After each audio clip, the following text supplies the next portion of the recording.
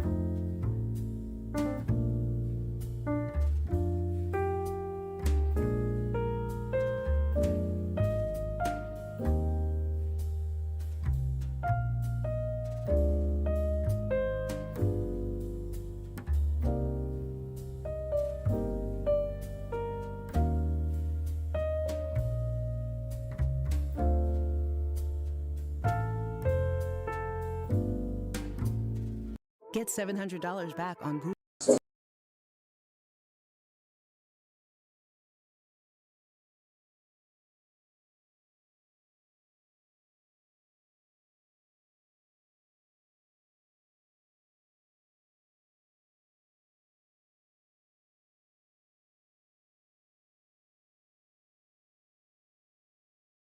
Start with the Pledge of Allegiance.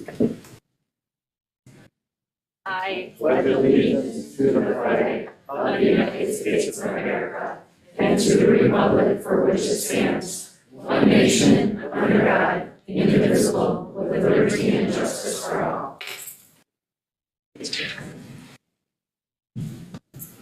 Christopher Abel. Here. Biff Hansen. Present. Matthew Phipps. Present. Stacy Seldner. Here. Matthew Spalding. Here. Gary Trask. Here. And Tony Vostelica. Here. Thank you. Okay, we're going to move into public input. We're going to modify it tonight since there are so many people that would like to talk, so we're going to do it to a minute. So if there's time at the end, we will have you come back and finish up if there's time. So the first person I have is, this was someone that wanted to have this read because they couldn't attend. This is Sue Lynn Moore, and she is, looks like scenic coast in Manitowoc. I wish to speak in favor of Superintendent File and the majority members of the school board. I wasn't able to attend the co-sponsored meeting at City Hall, but I wish to address my feelings about the subject. But I first wanted to comment about one of the dissenting board members who made a remark. The superintendent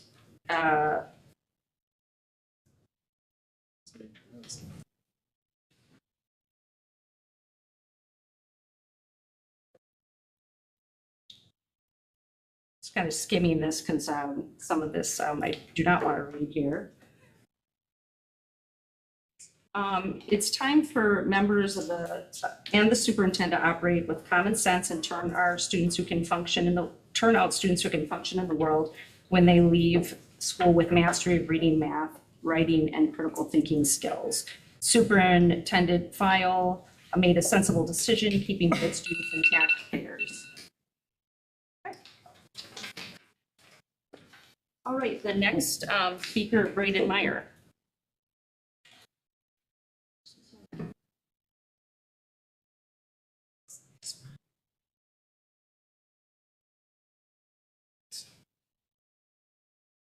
Meyer. Earlier this year, I spoke with members of this board about a policy which I strongly feel should be in place, not just for schools, but for all sections of government. Fast forward to today, the board has taken that suggestion, which the whole community will benefit from.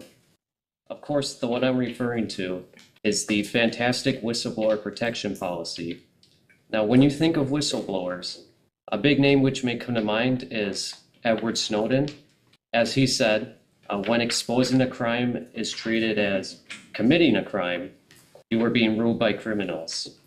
That is why it is important to have this policy in place to ensure that illegal activities and policy violations can be exposed without repercussions. Of course, whistleblowers help the public by ensuring organizations are only committed to activities that they're supposed to be committed to.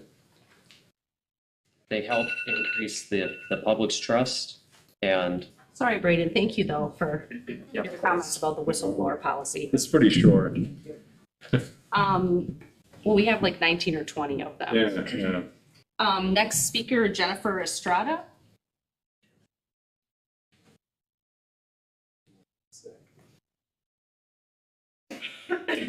I'll try to speak fast then. Yeah. Thank you for the opportunity to give my input regarding the proposed closure of the virtual program at McKinley. My name is Jennifer Estrada, and I'm the mother of 6 children, 4 of which attend McKinley, while the other 2 attend Washington and Lincoln. My family is the prime example that every student can learn, just not the same day and not the same way. As parents, we adjust our whole lives and schedules to make sure we are giving our children the best opportunities to succeed. My youngest is a student of the McKinley Virtual Learning Academy, which this option as a single mom was not easy for me. I had to take a step back from my nonprofit to adjust my work life to third shift, literally turn our lives upside down. You see, my son has a medical condition that makes it difficult to sit through a full day of school without multiple bathroom breaks. It turns missing out on huge chunks of each class. The virtual option allows him to still hear every moment of the class. When my son attended a traditional school, he was bullied to the point of violence because of his condition.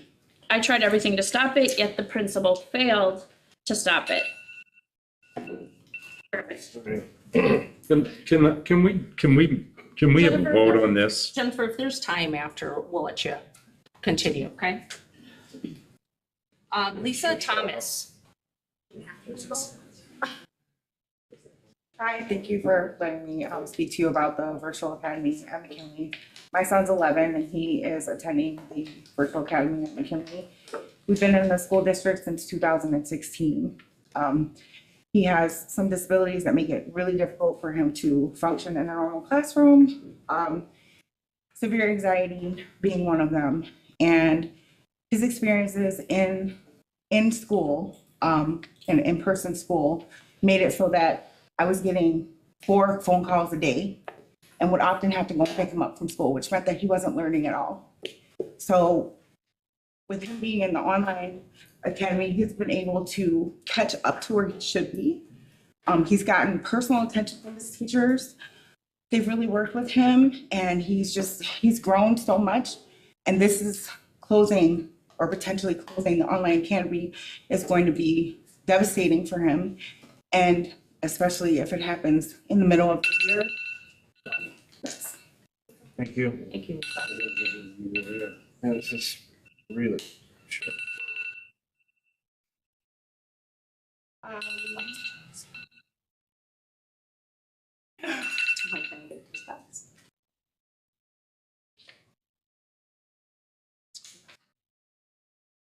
Rebecca Hoyt. Hi, my name is Rebecca Hoyt, and I'm one of the teachers at the McKinley Virtual School. I've served in several capacities in the district since 2009.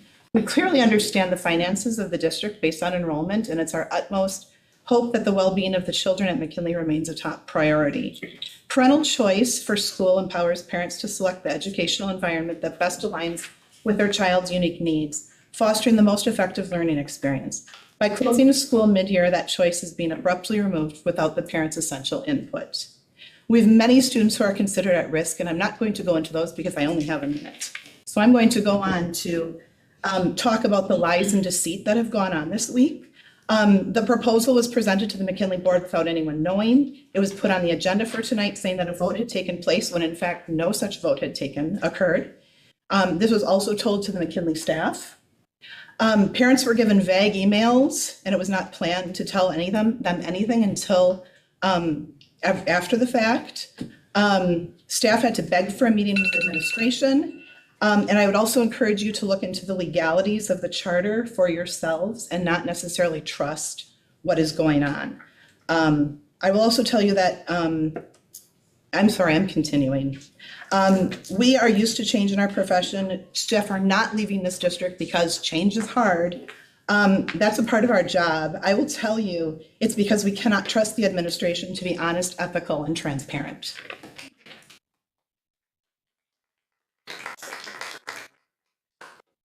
Dick Scars. That was just a reading one, Stacy. Okay. They're unable to be present. Okay. When I was in 6th grade, I remember having an awful experience with virtual school. There was COVID, unhappy teachers, and more. This gave a bad impression on virtual school for me. I'm not sure many others as well. I went in person 7th grade and learned almost nothing in 6th that I lost. My math teacher switched out 3 times that year, hindered my math knowledge, eventually got an official teacher, but was already too far behind. I still had good grades in most of my classes. I just said screw it and went along. After going virtual, I noticed a massive jump in my mental health, something I didn't even notice was affecting me so much until I went virtual and had teachers who really cared about me. My math teacher in 8th grade helped me so much with getting back to where I needed to be. And now in 9th, I already know what I need to know. Each and every one of them actually makes me feel safe and supported. Sometimes it's a bit flexible and not having to worry about waking up or doing much on those days of the week. Sometimes it's a bit harder to pay attention and know what's going on. This program isn't just for troubled kids. It's for those who just don't have the same learning or just need something a little more flexible.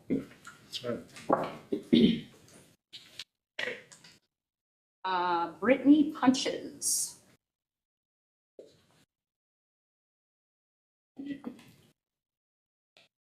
Hello, my name is Brittany Punches and I'm a teacher at McKinley Academy. I teach special education and I manage a caseload of students from kindergarten to 12th grade. And I realize that it surprises a lot of people to learn that McKinley Academy is in fact not all special education, and it hasn't been for some time. McKinley Academy is a choice school, a public charter that all students are welcome to join. Just like the original alternative academy, we're very small. In fact, we are very small, similar to the way that we started. And while business-wise, that means one thing as far as finance and marketing efforts, for our students, it does really make the difference. We have a diverse group of students who come to us for a wide variety of reasons and choose to be with us because of our unique live format and structure, as well as our inclusive community feel. We have students who have been left behind in in-person schooling for a multitude of reasons. Their safety of being home, be it due to bullying or other threats, for their health or the health of their families, their disabilities, of which our K-8 consists of over 1/3 disabled children, or because they have nowhere else to turn. Children who are reeling from the loss of losing parents. Brittany. Jenna McKnight. This might be one that was Her letter. to Yeah, read. to read. Yeah, okay, Yep. thank you.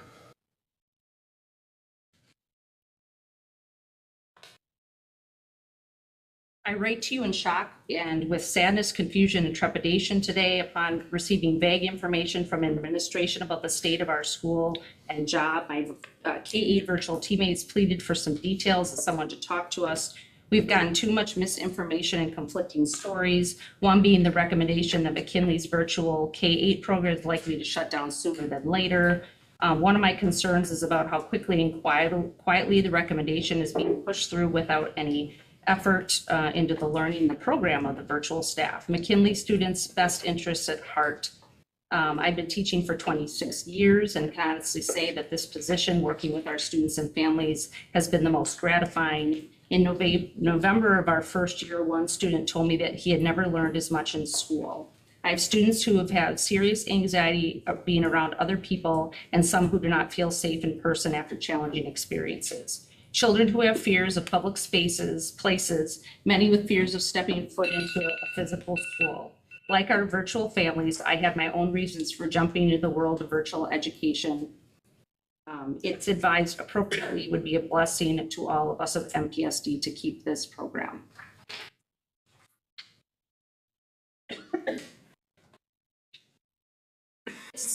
Also, this is this came to all of us too. This is drafted by several of the teachers at the school.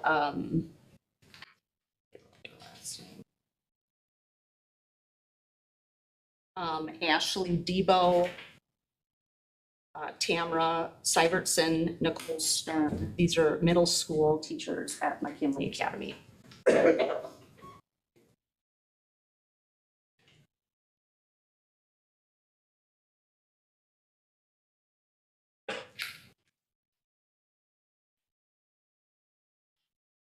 They list several benefits, accessibility, safety and convenience, tailored learning experience, quality of instruction, and community support.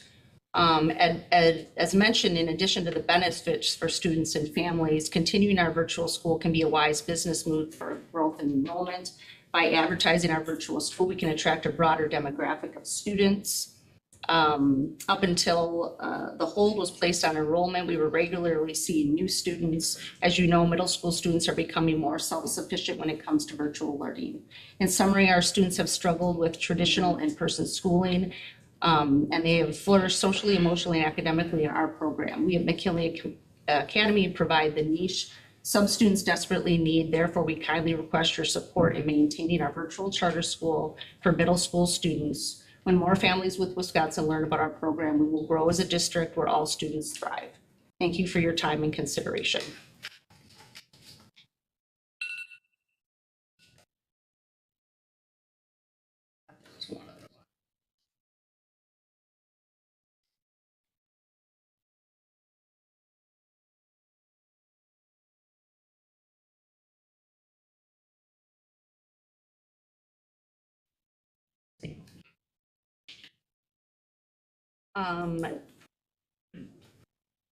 Is it Brittany Gauze? Not sure if they were able to attend or not.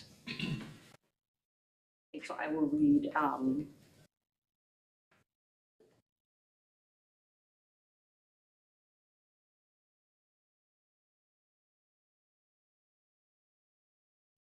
As a parent with 3 kids at McKinley at various districts, this has been an amazing experience. Initially, we started with just 1 child in the program after his in-person school had run out of options for him. Having an IEP, lessening sensory triggers. Near the end of his in-person experience, we only had a half-day schedule with no academic expectations. As a parent, I felt hopeless and guilty because I knew my child was causing issues for the school, but none of us knew how to help. I would drop him off and then wait anxiously for that phone call to pick him up. Then COVID forced everyone into virtual, and we all saw my child thrive. After seeing how great the McKinley Academy program was, we decided to enroll another child in the program. Once our 2 other kids were in the virtual program, my oldest decided they wanted to leave in person and switch as well. There are just so many benefits to virtual school. Simple things like eating meals together throughout the day as a family, being able to know exactly what your children are learning and be there to help. If you have children with sensory issues, you have the ability to control that environment, and you have a space that's conducive to their learning needs. We love that children get to have their teachers for multiple years. It feels like they really get to know the students better.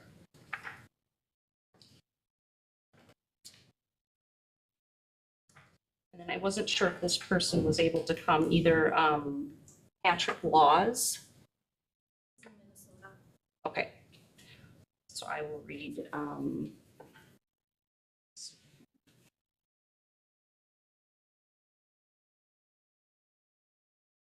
I have 2 children enrolled in the McKinley Virtual Academy. Both were bullied relentlessly at Wilson Middle School. I wish I could say that these were isolated events, but our oldest daughter was bullied at Jackson over 15 years ago. We transferred her to Madison. She was bullied there too. After my daughter transferred to McKinley, her mental health improved, her attitude improved, her grades improved. My son's mental health has improved as well. Of course, they are just 2 students out of 5,100. Of the 164 students enrolled in McKinley, only 28 are enrolled in the virtual program. My son has an IEP. He'll have to go back to Wilson, which according to the same materials currently does not have staff to properly implement his IEP. I'm an executive. I create and work within budgets all the time, so I understand profit and loss. Schools should measure success when they can honestly say that they've fulfilled their mission. While I'm asking the school board to reconsider eliminating the K-8 program and the virtual option, I'm well aware that the decision on K-8 program has already been made. I'm also quite certain the board has already made the decision on the virtual program.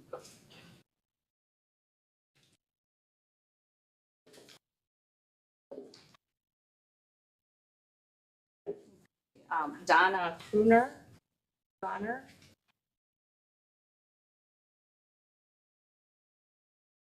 As a parent, hearing the news that McKinley Academy wants to shut down is disheartening and shocking. Then, without any warning, not wanting to tell the faculty and parents, all because there aren't enough students enrolled. My son Connor has been with McKinley Academy during COVID-19 with 1st grade. He's now in 4th. He loves virtual school, the smaller classes, individual one-on-one time with his teachers, Mrs. McKnight and Mrs. Hoyt. He is doing very well with his classes and getting good grades. When I explained to my son that his virtual school is closing, he cried, is devastated and heartbroken. This is having a negative impact on him mentally. He does not want to go back to regular school because of bullying.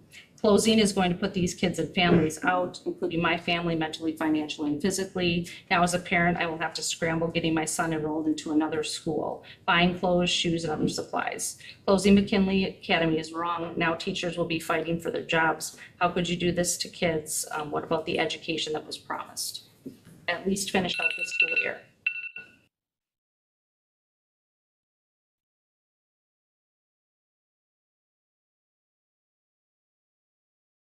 Okay, Francine Dundee. Is Francine here? This did not have a letter attached.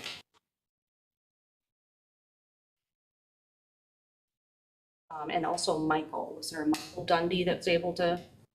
They were not able to come. I do have the email that they sent. It's able to be read. It's very short. Sure, yeah. Do you want to come over and read that for them?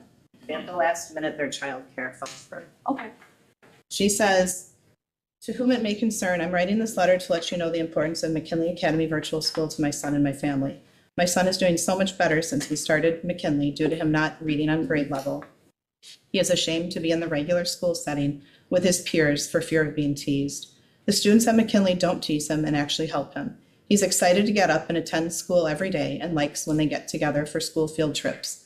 Please reconsider closing the school for his sake and the sake of future children that may be like him. The teachers are awesome and take their time to help him understand what they are talking about and teaching him. I really appreciate what they are doing with my son. Thank you, Francine Dundee.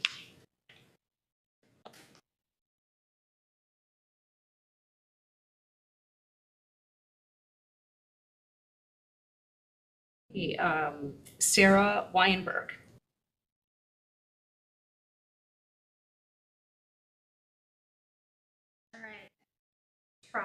I tried. All right, I'm Sarah Weinberg. I'm in my 17th year of teaching for the Manitowoc Public School District, and I am the current Education Association president. There's many concerns I could talk about tonight, but I only have a minute. I just want to say your staff is tired. We're tired of changes that keep building before previous changes can become a habit or even really done well by your staff. Last year, it was stated many times that changes were coming, but they would be implemented slowly. They're not being implemented slowly. How much more do we keep putting on the plates of our staff members? Most of us have filled in on days where schools are short subs. We fulfill advising clubs, coaching, building, and district committees, etc. We know there are situations that are out of administration's controls, like the subbing shortage, but your teachers are tired. We're tired of filling in. We need you to slow down some of the proposals you are bringing forward because it is only November and there are many of us feeling burnt out. There have been too many staff members leaving our district over the last few years, and it's becoming more difficult to fill those positions. Thank you. Thank you, sir.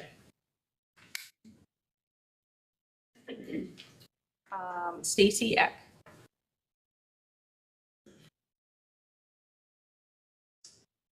As a taxpayer, community member, and parent, I was very happy to see CEP reinstated. As a school volunteer and a PTO member, I've heard stories from teachers about how much of a difference this has made for many students.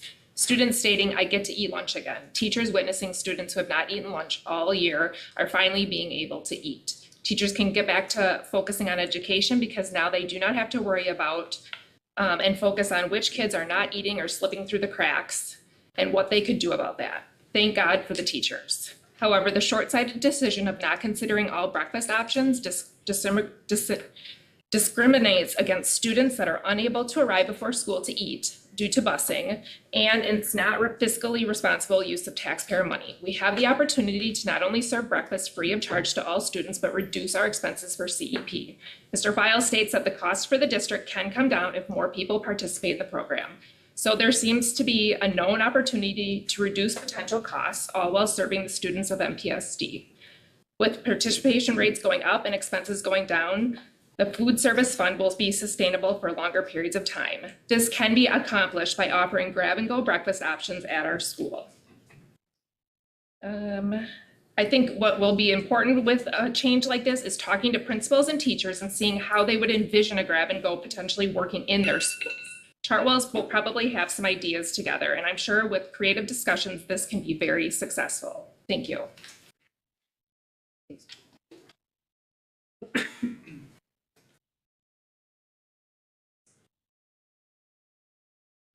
Barbara, is it Post? Being an ex-employee of MPSD, I have a degree in family consumer science, which covers a lot of your whole being for life.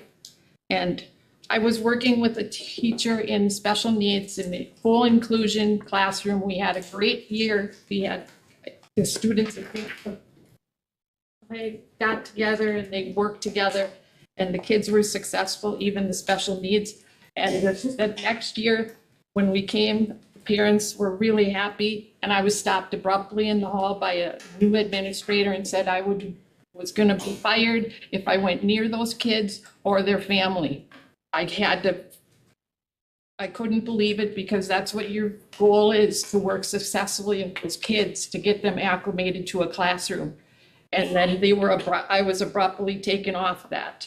So I had to quit, go into a different classroom, and I couldn't, those kids were in the same school. So if they saw me in the hall, I couldn't talk to them. If I saw them in a classroom, I couldn't engage with them. I had worked with them all year to get them where they needed to be. They had the strategies to work on things, but that was taken away. And that's not fair, because if you're working in a inclusion classroom, if you got your strategies built up, you should be able to carry on with that. You have that free and appropriate public education for those kids, and least restrictive environment. That's all I have to say, and I hope that this changes, because I talked to are you working WDPI inclusion classrooms in this district? Because I was here 25 years, and I started out in a full inclusion, and when I got out of the MCCS, I went to Madison, and they weren't working. They had a little bit. Thank you, Barbara. I think that's the least restrictive environment. But if you're working for public education and you want those kids to succeed in the community, they need to be involved and invited in and taken care of. Thank you. Thank you, Barbara. We do have about, about 7 minutes left. Brayden, did you want to come and say anything else? Are you okay? Okay.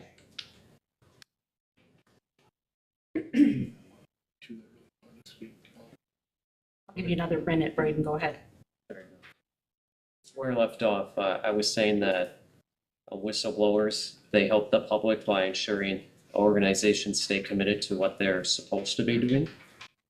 And when they make changes based on what whistleblowers have said, they can have trust restored in the community towards that organization. And sometimes people file false reports. Looking in this policy, that is taken care of. It says if you file a false report, you're going to have repercussions put against you. I think that is great that's in there. So overall, I just want to say this policy is absolutely genius, and I have to give the board my biggest round of applause yet.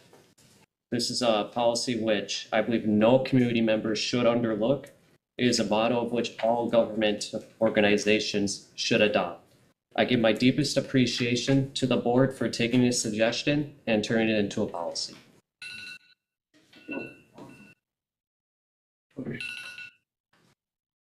Jennifer Estrada, did you want to finish up?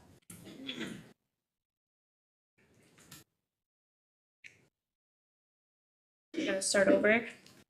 Thank you for the opportunity again to give me to be able to give the input regarding the proposed closure of the virtual program at McKinley. My name is Jennifer Estrada, mother of 6, 4 of which attend McKinley, while the other 2 attend Washington and Wilson. My family is the prime example of every student can learn, just not on the same day or in the same way.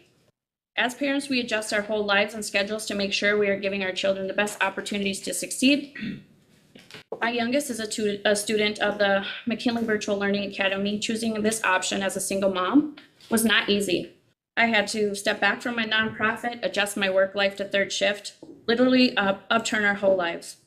You see, my son has a medical condition that makes it difficult to sit through school all day without frequent bathroom breaks. it turns missing out on huge chunks of each class. The virtual option allows him to still hear every moment of his class. Even when my son was attending a traditional school, he was bullied to the point of violence because of his condition. I tried everything to stop it. The principal failed to do anything. It broke my heart to watch him to go to school every day in tears, come back every day in tears. When I finally made necessary decisions to remove him from traditional school, I was terrified he had already lost his love of knowledge. At the young age of 10, he can read circles around my Washington Junior High School student. Thankfully, the teachers of McKinley Virtual Academy relit the spark in my son. He is excited to get up every day and join his class, to the point that I even caught him up sometimes on Saturdays, waiting for his class to start. Now, as a mom of 6, I understand the importance of a budget. I really do. And as a CEO of a nonprofit, I know that the budget is made at the beginning of a program, regardless of its success midway through. I also heard low attendance being cited as the reason of the proposed termination of the virtual program. Although I'm still unsure of the reason, due to the lack of transparency and the outright sneakiness of the proposal. Now, I am not surprised given the history of the board, but I would like to remind you that as you make this ridiculous proposal, you are the same board that said it would be detrimental to our children to be taken out of school mid-year during a global pandemic. Yet suddenly it seems to be okay. At least during the pandemic, we parents had options. This time we do not. This time we won't be so lucky. If you vote to displace the children like my son and the dedicated teachers of this program, you don't deserve your title. I want to take the opportunity to quickly thank Ms. Zahn, who was a light in my son's darkest days at Franklin, and Ms. McKnight and Ms. Hoyt, who gave their time, talent, and resources every day to the children of the Virtual Academy. I know this proposal is a surprise and a disappointment to them as well. And let me leave you with something I instill in my children every single day. Leadership is an action, not a position or a title. And when leaders stop leading, you replace them. You and April.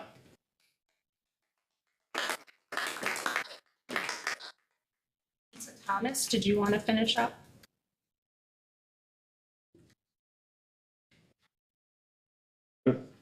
That's emotional. So as I was saying about my son, you know, he has certain disabilities that make it very difficult for him to function in a regular classroom. But more importantly, the teachers he's been working with at the school, they do exactly what I've read in articles, people in this district talking about teachers doing, really connecting with students, doing the job of teaching, and kids doing the job of learning. And in my son's entire life, this is the first time I've seen that for the last 3 years. So when you remove him from that situation in the middle of the school year during what are normal stresses for anyone, holidays, you know, stopping school for a period of 2 weeks, so on and so forth, you're going to set off his anxiety. We all know that there's a shortage of mental health care professionals in the area right now. I mean, this could be really, really, really destructive to this boy, not to mention other kids who are in a very similar situation. And teachers who have been working so hard to bring these kids up to their grade levels who were behind in the regular schools because apparently that wasn't working for them. It's very difficult for a child to learn anything when they're getting pulled out of class and told to go home every day of the week. So not even knowing anything about this coming has been so unfair. I didn't even have time to prepare my son for that. I didn't have time to prepare for it. The teachers didn't have time to prepare for it. And it's just irresponsible. And I don't see how anybody could do that to children in the middle of the school year, especially ones with special needs. So.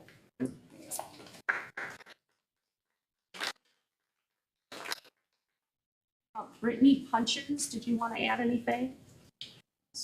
Okay. To build off what's been said, I know these kids. I've been working in this district for nearly a decade. I've worked with some of our K-8ers since they've been in kindergarten and they're getting ready for their high school journey. I have worked in elementary special education in buildings, and I have watched them grow and develop amazing skills. And some kids I've been honored to meet for the first time this year, and it's been changing each year. We acknowledge and celebrate that some children come to us when there is nowhere else for them to go. We've talked about kids reeling from losing parents due to death or legal separation, and they have somewhere to be at McKinley. Children who are in need of behavioral and emotional support that it is not safe for them or their peers to be in a school building, they're found at McKinley. Children that are engaged with Child Protective Services who need to know that some people are safe and unwaveringly supportive while their worlds are ripped out from under them. And those children who may otherwise be forgotten within their families and their school and their district, they are found at McKinley. And for many, this is the first time that they are heard within the classroom. For many, it is the only setting that they can endure. And for many, it is not only the best choice, but it is the only choice. Closing isn't the answer to getting more kids into the schools. You will lose these kids, and you will lose these teachers, many of whom you will see live as far as 5 hours away, but choose to work here to bring forth the mission of McKinley. So we want to tell you that we stand with our families who chose McKinley. We stand with those students who have been able to transition from self-contained classrooms, partial days, and hopelessness towards the future. And we stand with those who are, against all odds, on a pathway to traditional diplomas, the ability to read, write, and decode at grade level. And we stand with those who have put their faith in us when their faith in themselves had begun to falter. And we not only support one another, but we would welcome you. Come and see our classes. You can sit in with us. You can watch our recordings. You can join any of our outings and events. It is well past time that you look at us, at our program, and see what we offer. McKinley delivers specialized small group, live, and asynchronous education. We want you to see it. We welcome you, and we ask that you get to know us, our teachers, and all of our learner families. Thank you.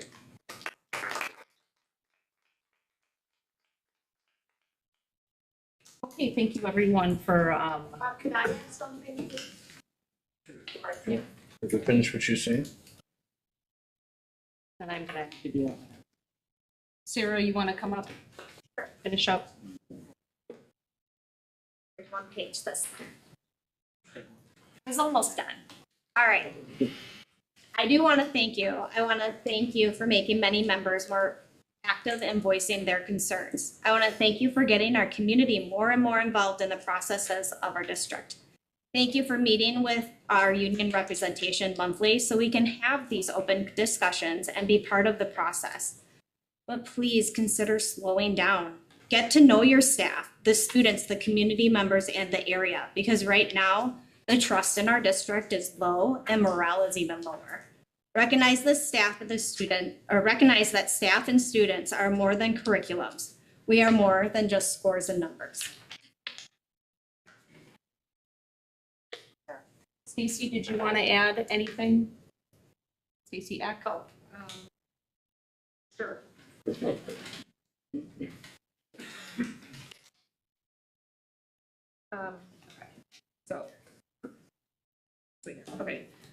For the DPI record in 2022-23, there were 589 school sites in the state of Wisconsin that participated in CEP, and 410 of those offered some form of breakfast after the bell.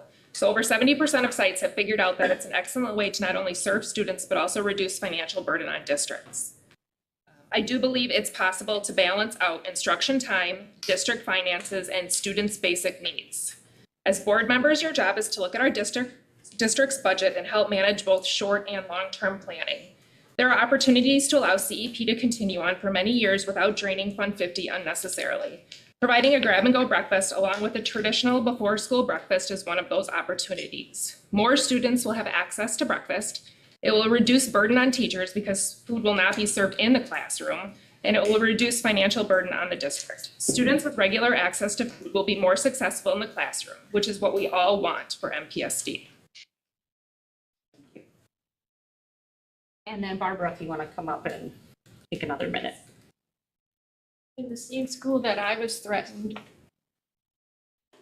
there were 5 peers that took my position when I got an EL position, and 2 quit and 3 walked out. And I would come for I went in the morning to one school and came back in the afternoon, and they go, "Post, you should have been here. So-and-so had this problem. Post, you should have been here. This person had this problem." And to talk about these kids, we need to observe and guide and care, not just observe demand and take.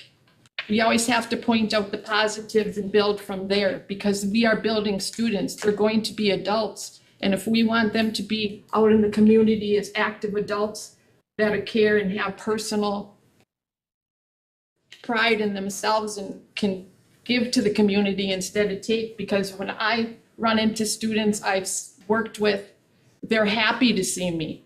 I always try to be positive to them. We are all different and we learn in different ways. We must strive to find the ways we have to modify to bring out these attributes of the individual so we can be a cohesive working community. I always told them to stay true to you because this won't last forever. You're gonna go out in the world and have to make choices.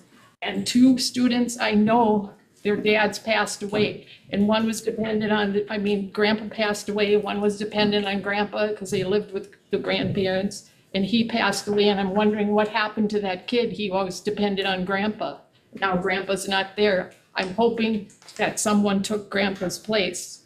There was one that dad passed away, and I was hoping that kid, because those kids had no hope. They seemed to be not where they were needed to be. And you need to work together, and you all need to show kindness. I always told the kids, stay safe and believe in yourselves. And I always gave them hope, honest, open opportunities, be persistent and ever evolving, because there's always tomorrow. And I have examples. I sat in a black and white. That was the code word we used for the police car. As a student begged me not to let him go. I've never been in a police car. The cop said, you need to get in because I need your story. I'm like, and then I couldn't get out because you can't get out of a police car because there's no handles. And then I talked about a student at that McKinley school, and this was a charter school, off the window ledge. And then I was told after that he could be suicidal. Have you ever been in those situations? These district situations. I'm a home economist. Barbara, thank you. Appreciate it. Cool. They'll be adults. How do you want your community to look? I am only one person, and you need to all be taking care of your kids and students. The goal is independence. That closes our public input. Thank you everyone for voicing your concerns this evening. We're going to move on to our consent agenda. Is there anything that anyone would like to be removed from the consent agenda? I just have a question for personnel, the personnel report, so. Okay, I'm going to take that off then, Bill. Okay. Anything else anyone wants removed? Tony? I'd like to pull out the payment of vouchers. Okay, perfect. Anything else? The one that I'm going to remove, I'd like to remove is the Washington Middle School and Wilson Middle School trips. So we will move those to right under the report of the superintendent. Those will be the first things that we talk about in there. So that leaves the our meeting minutes, the monthly financial report, our monthly donation list, and 2 of our out-of-state travel. So I would track and football and the varsity baseball. So do I have a motion and a second to approve the items in the second? Okay. And all in favor say aye. Aye. Okay. Any opposed? The motion carries. Okay, the first item is the payment of vouchers, and Angela, you want to speak a little bit to that, correct? Yes, I just included in board book the usual payment of vouchers at the end of the document, but then just in looking at ways to simplify the report, had just a more abbreviated version at the top that gave the total by vendor. We're always able to talk to any of the detail that anyone would have questions on, but I just wanted to share that. And, we can talk if that was helpful or not. Yeah, I have a general question. Thank you for the 102-page document. Yeah. And in looking at that, I see that we're being asked, it looks like about 7.9 million in accounts payable and checks and payroll. Is that right? Right. So, and I appreciate all the detail and info, but how am I supposed to know how we're doing according to the plan and the budget? on this. Yes, and Jim and I have talked about this too, to look at different ways to bring just the updated budget to date. And part of that is captured in the financials. It'll show the year to date by the larger expenditure areas like salaries, benefits, and those types of things. So. Okay, where would I see that? It wouldn't be in the payment of vouchers, it would be more in the financial report that is provided. So, So I guess what I'm asking for is, instead of having to jump around multiple reports to try to figure this out, Sure. I would love one quick summary that I could easily tell, are we on plan? And if we're not on plan, why? Because right now, when I get this, it's very difficult for me to know if we're on plan or not. I'm really just trusting you guys that you're doing your jobs well. And I'm pretty sure that's the case, but I wouldn't tolerate this in my own business, just this level of reporting. And I really need to get better out of this. I mean, we've been talking about this for a while. This is $8 million that you're asking us to approve, and I just don't know how we're doing according to the. Do I have a motion and a second to approve of the payment of vouchers? Okay, motion and a second. Thank you, Chris. Okay, any other discussion about that? Correct me if I'm wrong, but aren't we required to get sort of breakdown of what these are for approval? Yes, and I don't, I don't. I'm not disagreeing that, Yeah. having a clear understanding of where we are monthly, if we're in line with the budget, if we're over the budget, if we're under the budget, I think those are all good things, but I believe this is something that we're required to do, so. That is And correct. just to clarify, I'm not suggesting that we don't do this. I'm suggesting that with this 102-page appendix of detail, that we just get a quick, easy, 1-page snapshot on what's the plan and how are we doing according to plan. And if we're off plan, where is that? So I don't have to spend, 10 hours reading 102 pages, the weekend before a meeting, right? Yeah, because you don't really need to read 2 to 3 pages of what we got at Amazon. Yeah. Yeah, so I think there's an opportunity to improve here. I know we've talked about it before, and I guess I'm politely asking that we finally do something about it. I get you. and we can work towards that. I'll work with Jim on some options that we can present. I agree with that. I think it makes it a public document though. If it's here, makes it a public document. And, there may be somebody that really wants to go through this thing. Would that be something that will be doable by December?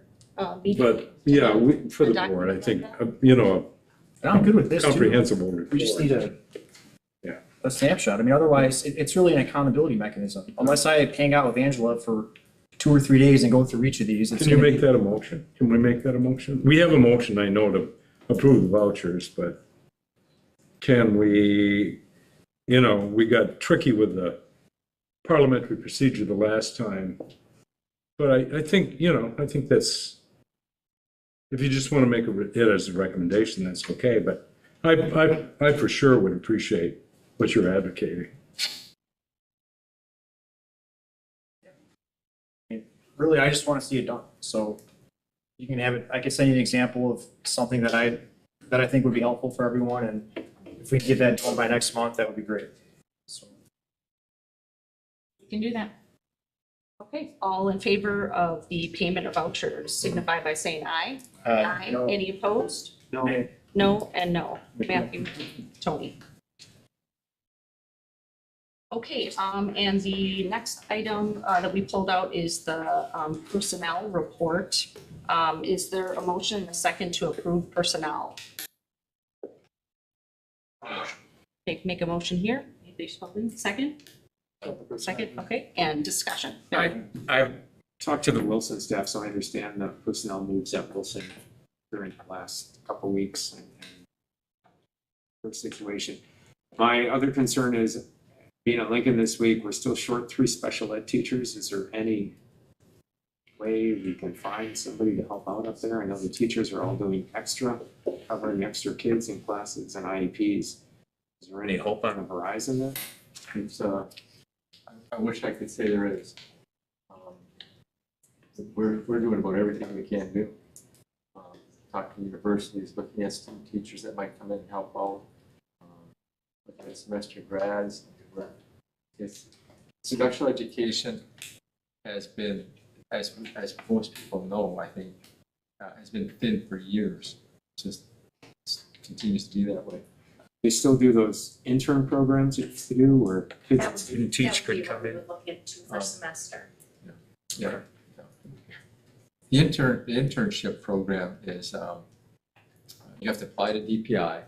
You apply to DPI ahead of time, obviously, because we did that. I don't know if I communicated this, but we did that for Cascade, okay?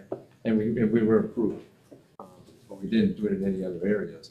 But the internship program is one where you get approved by DPI.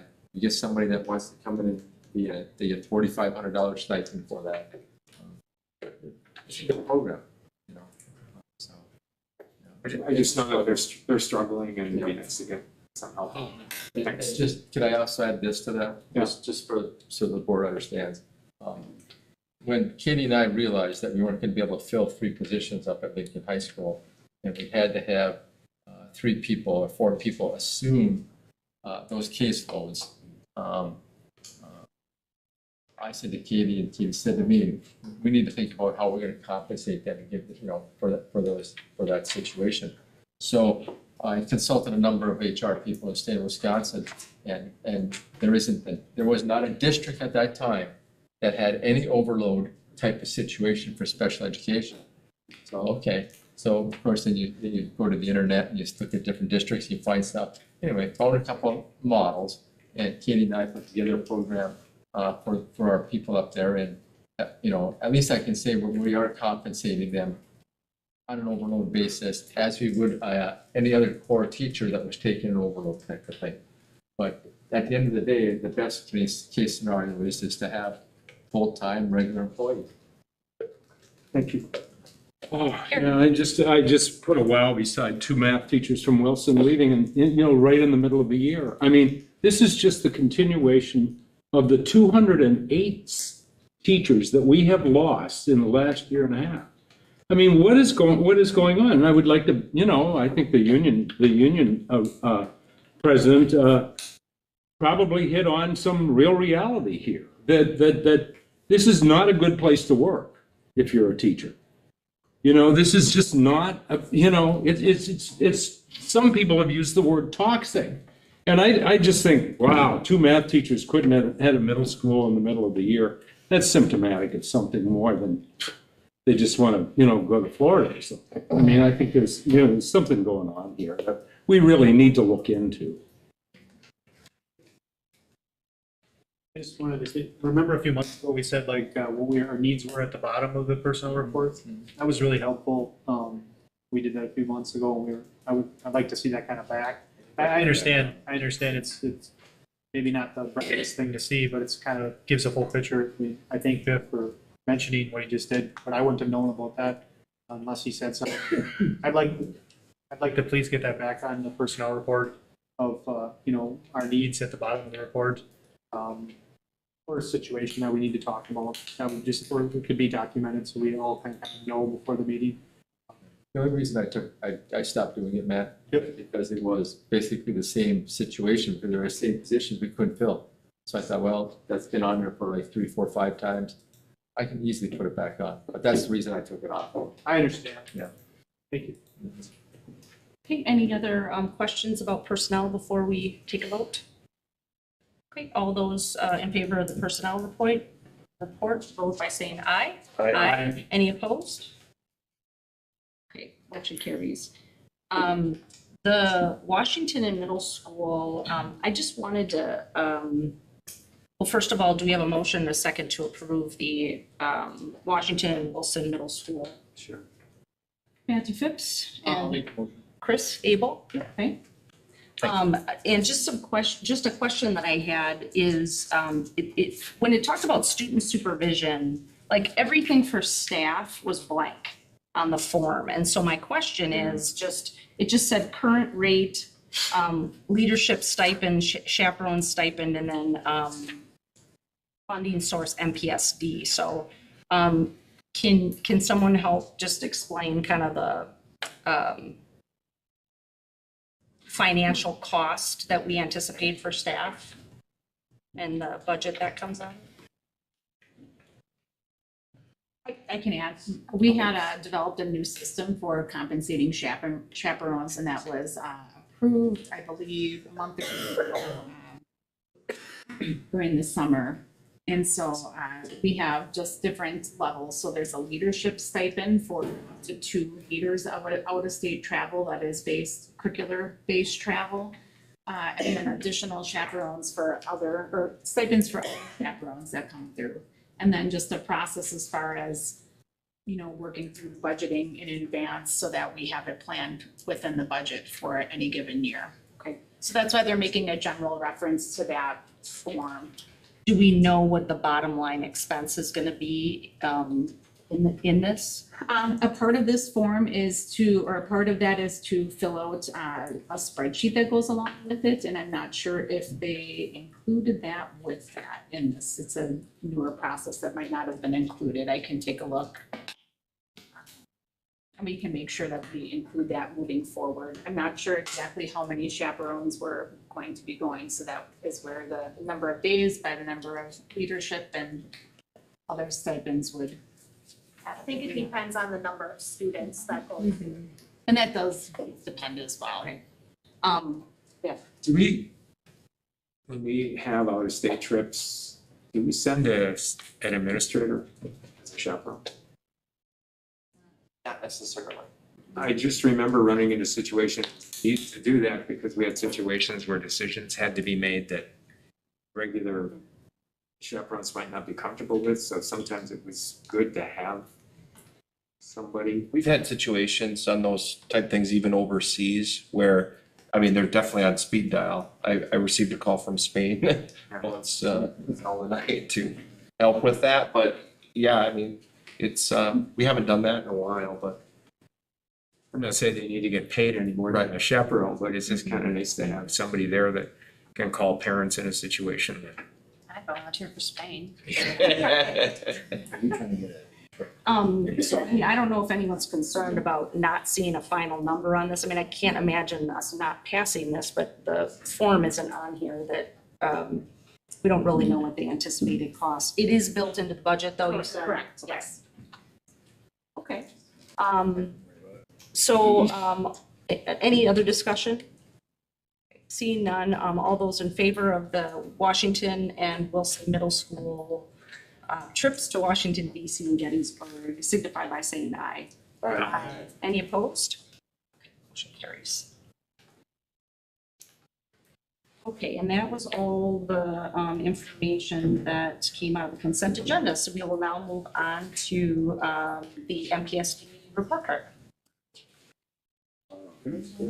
So I only have a few comments for the report card, and that is that it was released today. You got some talking points from Lisa Sink. Our directors worked with Lisa and myself in order to get those talking points out. Our plan was on the 28th to be able to go through the report cards with you, because it's not as easy as saying, do you get an A, B, C, or D, or what score are you exceeding or not meeting? We want to show you why. So we want to break down for you how much is the poverty level incorporated into the score, how much is the achievement level incorporated into the score, and that way you have a good understanding of what does that report card mean. In combination with that, we want to take some other data that we have been collecting or we're getting from FastBridge, from SFA, so that you can have a comprehensive look of how are the students doing at this current moment. So you have the talking points. I'm sure that information is going to come out in the paper or on the news regarding the report card. So, yeah. Is it out there already? Yeah. It was embargoed till today, so yeah. you can't share any information until today, and that's when they make it public. Yeah. Our plan is to go more in depth on the 28th regarding student achievement data. Okay. I appreciate what we got so far, but is there a way we can get it before it goes public? It's gone public. It was out 2 or 3 hours before I got it. And we had that issue last month. The food program was out before we got the information, and I would hope that we get it at the same time that these other organizations are putting it out there. Same thing for the McKinley thing too. I mean, Yeah. God, I'm tired of being the last to know. It's like, geez. I mean, it's just like somebody says, "Oh, what do you think about the McKinley thing?" And I said, "What? What McKinley thing?" Or somebody called me this morning about the report card, and I thought, "Oh God, how devastating." And I'm kind of like, I may be a fool in lots of ways, but I don't want to be intentionally like standing there with egg on my face and saying, "Boy, it beats the hell out of me," I mean, I really wish the communications would, get better around here. Any other questions for Jamie about the report at this time? I'm concerned that, the talking points are going to look like a spin job. I mean, we are a school system that meets few expectations. That is really not a happy news. And the people of this community really deserve, something better than that. And I think that I don't want to see talking points that just cover ass around here. I mean, I really think that, there must be an explanation, but there also has to be like, wow, taking responsibility for what's happening too. One of the things that I want you to recognize with the report card, like I didn't plan on talking about this till the 28th. However, please keep in mind, the report card is a point in time. I think it was last April. Yeah, it'd be better to be De Pere though, wouldn't it? That This was point in time. taken. It's a point in time, and then there are several different data sources that go together to combine to make a score. It's a formula-based score.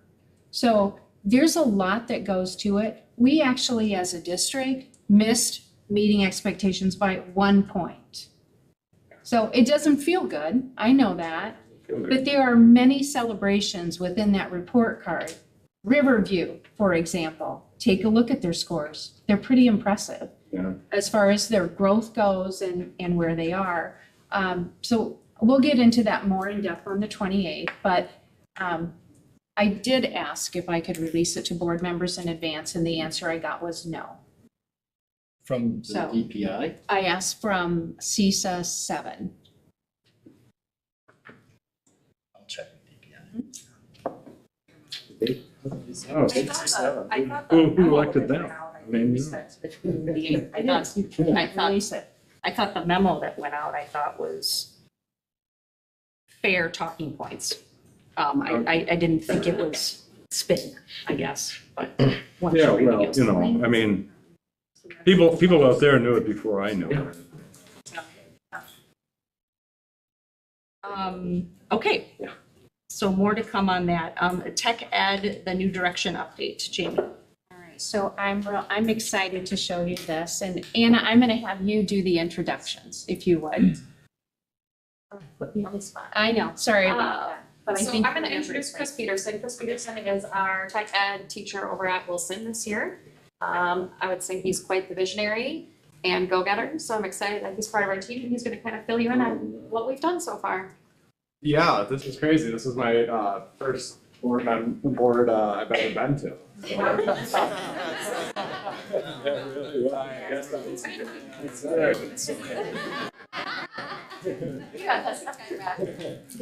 Yeah, so I'm here just to share a little bit about some of the things we've been doing at Wilson Middle School, and kind of some of the future visions and goals that we have just as a tech ed department as a whole.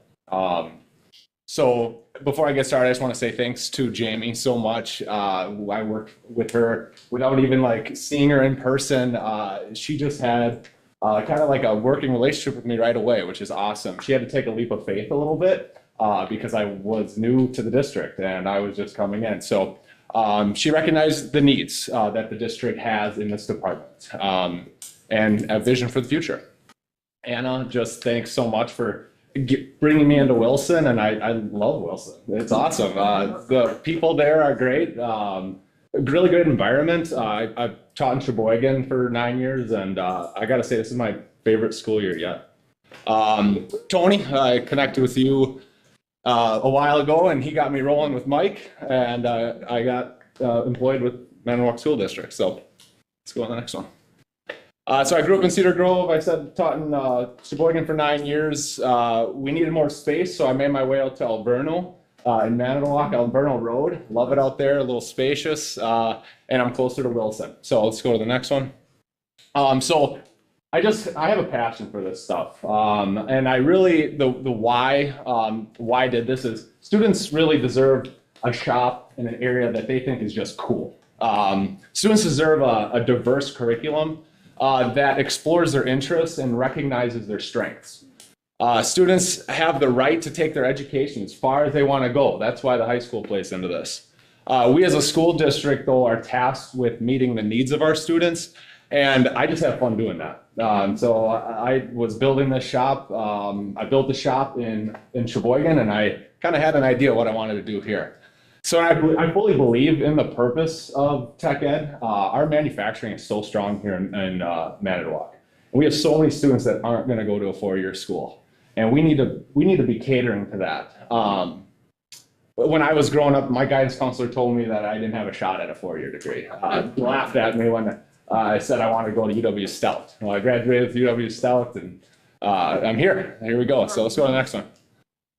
So the first thing I had to do at Wilson was I walked in, the blueprint was great. The room was huge, but we had some problems with safety. So here's some pictures of the before. So we got just stuff everywhere. Let's go to the next one. Things that were disconnected, unhooked, old machines, just outdated safety concerns. Let's go to the next one. Storage unit, this actually got flagged by insurance. This was actually a couple hours after I was cleaning. I said I should probably take some pictures. This was our metal shop. Well, yeah, that was actually, right now we're standing in the metal shop there, looking at the back wall. It was actually used as a storage room. So we weren't teaching metals. Big problem. We have a huge presence in manufacturing. Like I said, we need to be teaching metals. Just stuff everywhere. We'll go to the next one. So we had like an old CNC there. I actually connected with a local business, got that running. That was the first time I was running since 2014. So we were doing plasma cutting now, which is sweet. Let's go to the next one. There was some welding and stuff there, but let's go to the next one. We kind of get the idea. There's just stuff everywhere. Let's go to the next one. That's kind of looking into the metal shop. That was my biggest task. The office was, we'll go to the next one. Yeah, next one. So this is a little video. It looks like we need permission to play, but just to give you an idea, it's a hallway full of junk. So in the summer, I I tried my best to get everything out to the hallway, and I just want to say thanks to the Wilson custodial team. Just fantastic group of people. They were shocked, and I felt bad, but we had to get it done. So going to the next thing here. So this is kind of now, okay, we had it clean, and now we have to bring in like this new era stuff. And basically what I was looking at doing, oh no, see I wonder if I can accept that access while I'm talking here. So basically some of the things that we needed to do was get enough like equipment for everybody. There wasn't enough machines for everyone. When you are waiting around for your stuff, you're going to get less engaged. You're just not going to, stay engaged with the curriculum. You're not going to like it. You're not going to take it to the next level. Here we go. So share an item, and then let's see if I can. It would be. Anyone that has anyone. So just share. Just while you're talking. Yeah, that'd be great. Give me your phone number. Let's see. One thing I really wanted to do is modernize it too. So like instead of a projector, like flat screen TVs. Let's get some like modern looking shops. LED lights, $20 LED light, just light it up. Let's like get the kids interested. 3D printers. New stools. We had stools that were falling apart. The kids, you know, they were actually like a safety hazard just sitting on them. So I wanted the shop to look nice and clean and modern. We bought an awesome laser that gets kids customizing things on their little projects. So they make a woodworking project and they put something like that they like on that woodworking project. It takes it from 0 to this is amazing. So like getting them engaged, these are the things that took me 9 years to do in Sheboygan. We were able to do it in 2 months. So this is kind of what the shop looks like now. And it's, so yeah, we're in the wood shop now. So we got the TV, we got our new stools. I expanded the room. We were able to just get enough equipment for everybody, new tools, 3D printing like stuff so that the kids see like where can 3D printing and mechanical drawing and design actually be used in a real setting. I try to speed up the video to kind of like, I don't want to take up too much of your time, but I like talking about this stuff. It's fun.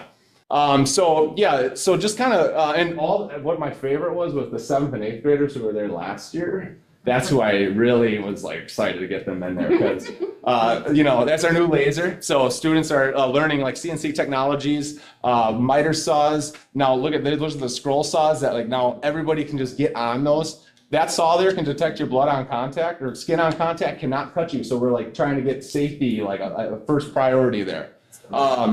This is now a staining room. It's not a storage room, and it stores stuff, but you know, kids can now have a space for staining. 3D printed drill holders, now drills for everybody. So we kind of get the idea here. So yeah, just kind of looking at all that. They're thinking, how much money did that cost? We spent $45,000 and know that whatever we purchased for Wilson is also purchased and ready to go at Washington. We wanted like programs, so. Yes, and I'm going to address that after this. So that right there was our welding booths. And the high school has an awesome welding program, and we weren't doing it before. So getting the kids interested in middle school is just so key. That's just only going to help their program. And that's just kind of finished. Where all those desks and stuff were, now I have a nice little teaching area, and our 3D printers are in the corner. Projects on display. That's just a. Yeah. You gotta do that. During their SFA intervention, kind of make it cozy in there. So yeah, let's go to the next one. So then I claimed a computer lab upstairs. Now they all have Chromebooks, so I wanted a computer lab because we need to do our robotics and our engineering stuff up there. I did not want that to go away, and I'm going to actually be fighting for new computers eventually. So, because they're working pretty good. New robotics. The high school has a really strong robotics program, a robotics team, and if we're not doing it at the middle school, how are they going to get there, right? So we're trying to bridge that gap. So. Next one. So yeah, okay, that's great and all. But now we have to pair the physical space with an enriching curriculum. And that's what, Jamie, you really made that clear to me. And aligning it with standards, we needed to make that clear. So 6th grade they're really exploring. So they're doing 3D printing, CAD, simple woodworking, metalworking, electronics, and coding. 7th grade, they move into 7th grade and they're learning architectural design. They're doing laser cutting. They're doing new woodworking techniques, and they're expanding on their metal, and they're coding at a higher level. So it's a progression thing. 8th grade is the most fun. We do just everything, but at that higher level. So that when we're sending them to the high school, they're ready to take that on. So let's go on to the next one. I also started an after-school tech ed club, which has been so much fun. Hammond Construction donated us all the lumber to this Christmas tree. Kids have a manufacturing line going after school. It is a sight to see. Kids are really getting into it. So the kids that want to take it to that next level, we have that. So we're going to sell them for $15 a pop. I wish I had order forms here. They're not ready yet. I do have 29 of them made. So this is great, but it is just a small part. It's a small part, I'm hoping, in a stronger future for this program as a whole. So planning the future, how are we going to plan this? So going forward, we have about $40,000 of unboxed stuff at Washington. Big problem there, we don't have a teacher. We need somebody to do some of that house cleaning. I'm more than willing to do it. but we're looking for somebody. We're looking for somebody with an enthusiasm to take on this vision with us. And we have to now bridge then the gap from middle school to high school.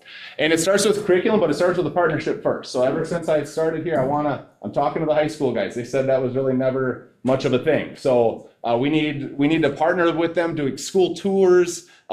We need time with them, professional development time. Our schedules are so tight. It's just hard to get professional development time with some of our core teachers. So yeah, and then we got to connect to our local businesses too somehow.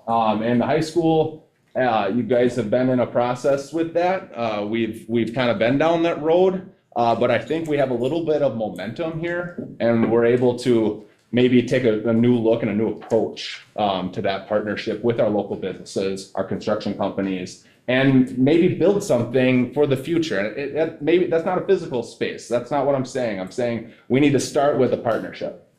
So let's go to the next thing. And we just got to ask our businesses, like, what do you guys need? What kind of skills are you looking for? That's the same thing I'm asking my high school staff. And just taking a good look at Lincoln's situation, kind of figuring out what kind of situation do they have currently. I met with them last night actually at Lincoln, and we talked about some of those needs, and we want to address those. So trying to establish some type of multi-year plan. We're in the infant stages of that. We got to figure out a plan and approach to this tech ed program, because this could really be a highlight of this district. Pushing this forward who knows where the future could take us. Sheboygan, I was a part of their Red Raider manufacturing expansion. They threw on a $2 million addition to Sheboygan North and South.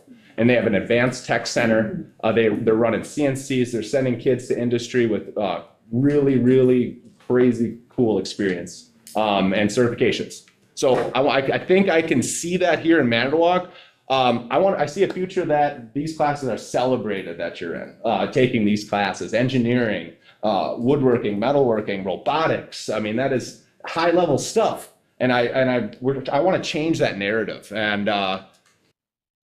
hopefully I think Manitowoc has the capacity to support that. Okay? So thank you for your time.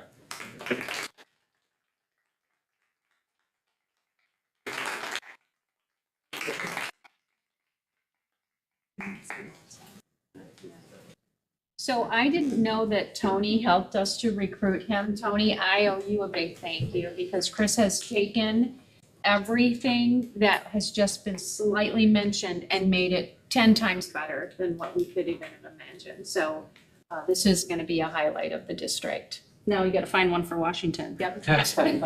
And we will. And we will. Yeah. Okay. Thank you for that. So SFA building update.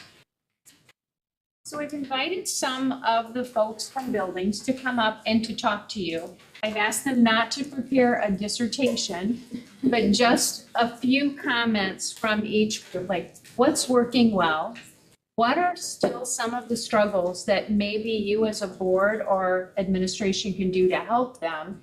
And I've actually forgotten what the third thing was, so they'll surprise me. So if you are here to help to talk about SFA, if you will just come forward, please. I see several faces.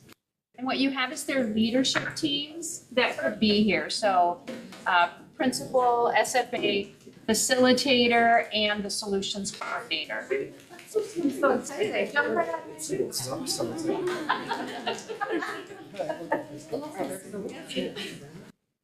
Can I just ask one thing?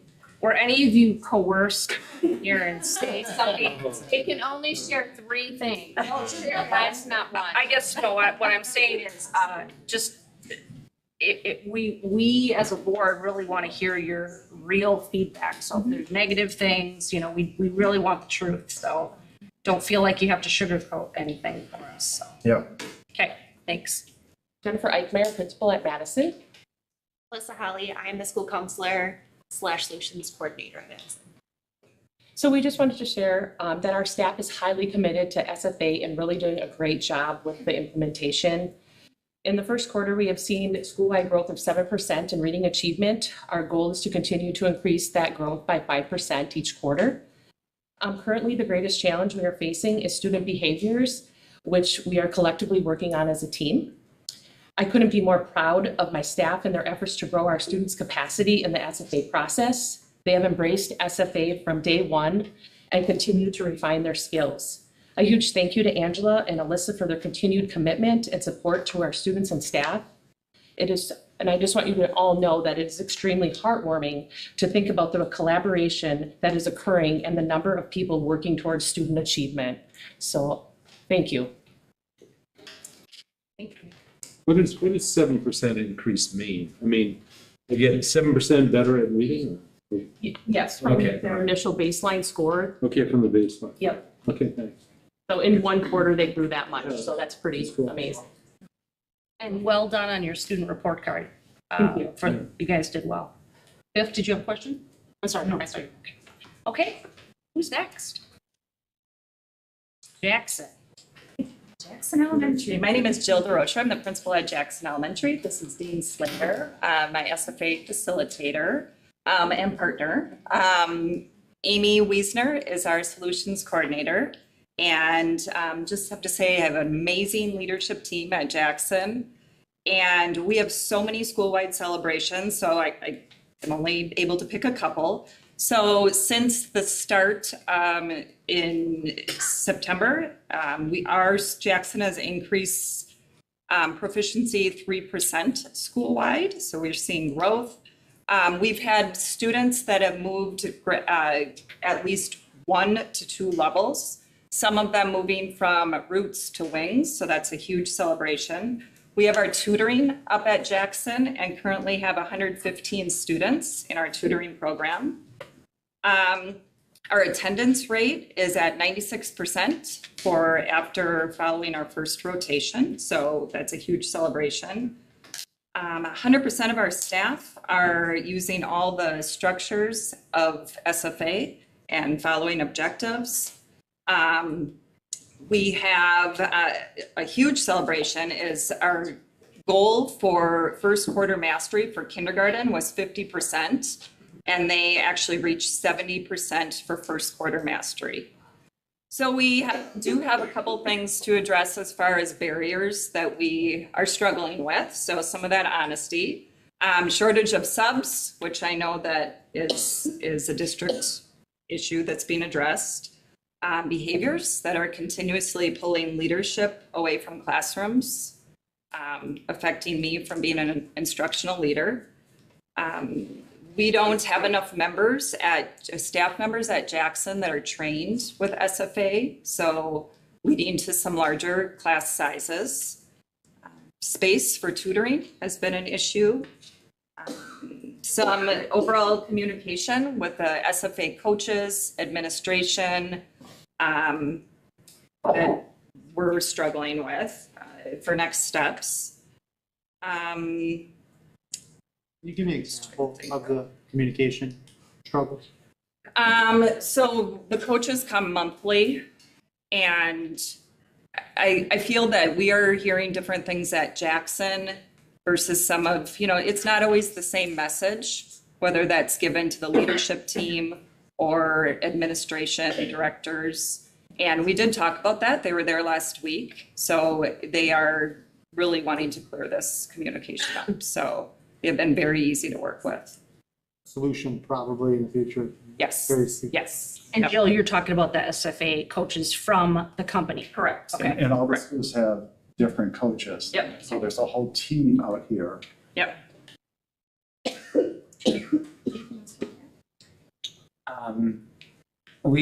Another barrier for us is kind of a lack of teachers. We have one position that's been open, so we were really creative at looking and utilizing the staff to support those rooms to bring the numbers down as much as possible. And then looking forward to second quarter, we want to kind of sustain our 70% mastery at our kindergarten level that we have right now. And then for our roots groups, we would like to see those levels increase by 2 levels this quarter. And then for our wings, we would like to see those students progress to at least 1 level. So we're really making some really good gains. Thank you. Hi, I'm Lisa Delsman. Jennifer Hartman. Jefferson Elementary. Solutions coordinators, we have two of them, Tara Buckner and Tiffany Schley. It's a dual, they share the role. Neither one could be here today. So we're gonna keep it really easy. We have three focuses, what's going well. Number one, we have significantly less behaviors in the morning during SFA because students are engaged at their level and they're loving the learning. Our teachers are dedicated and invested in SFA, their students learning, and they're starting to feel very comfortable taking on that SFA structure. And they're starting to implement that because they see benefits with all of their kids throughout the day. So I walk into a math room, they're starting to use those SFA structures in their math rooms because they are seeing the benefits in the morning. Biggest celebration for us, students are seeing themselves as readers. They're learning, growing, and they're excited to read. Some hard data. We had at Jefferson 89% of our roots students grow one or more levels in quarter one. In actual numbers, we had over 40 students grow 2 or more stages or sets of levels in roots, and an overall increase of 4% in proficiency across the entire building. So, big celebrations. So our challenges, right now, one of our biggest challenges is the time commitment for our solutions teams, our component teams, and our whole staff learning to be able to come together. So Tuesdays is our component time after school, has to be after school because we have a wide variety of grade level teachers that are teaching the roots component or the wings component. And then Wednesdays is when our solution teams and our staff meetings happen after school, and there's a rotation of that. Right now, we're on a 4 to 5 week rotation of when our teams can meet. And what we're finding is our teams, like our cooperative culture team, has really great information. And then their next meeting isn't for another 4 or 5 weeks and they want to get going, but they just don't have that time. And it's a huge time commitment thing. So we're just trying to figure out how to make that work and give them that time. But it's an exciting problem to have because we have staff that are invested in wanting to do the work. Unfortunately, Jefferson, I don't know if it's different in other schools, we have a Wi-Fi problem. We have to have Wi-Fi capability if we are going to be successful with Success for All. They have to be able to go on the internet. They have to be able to do Clio and Theo. Our tutoring program, we might spend 10 minutes watching the circle go, and it's a 20-minute time period, and now our kids aren't getting tutoring, and tutoring is what's going to push them. We have to do better with the technology if you want this to be successful. And right now, like, that is my biggest complaint, hands down. I think as a facilitator, our roles had a huge demand and a time commitment. The amount of time that myself and my fellow facilitators have put in has been astronomical. However, the benefit also has been big.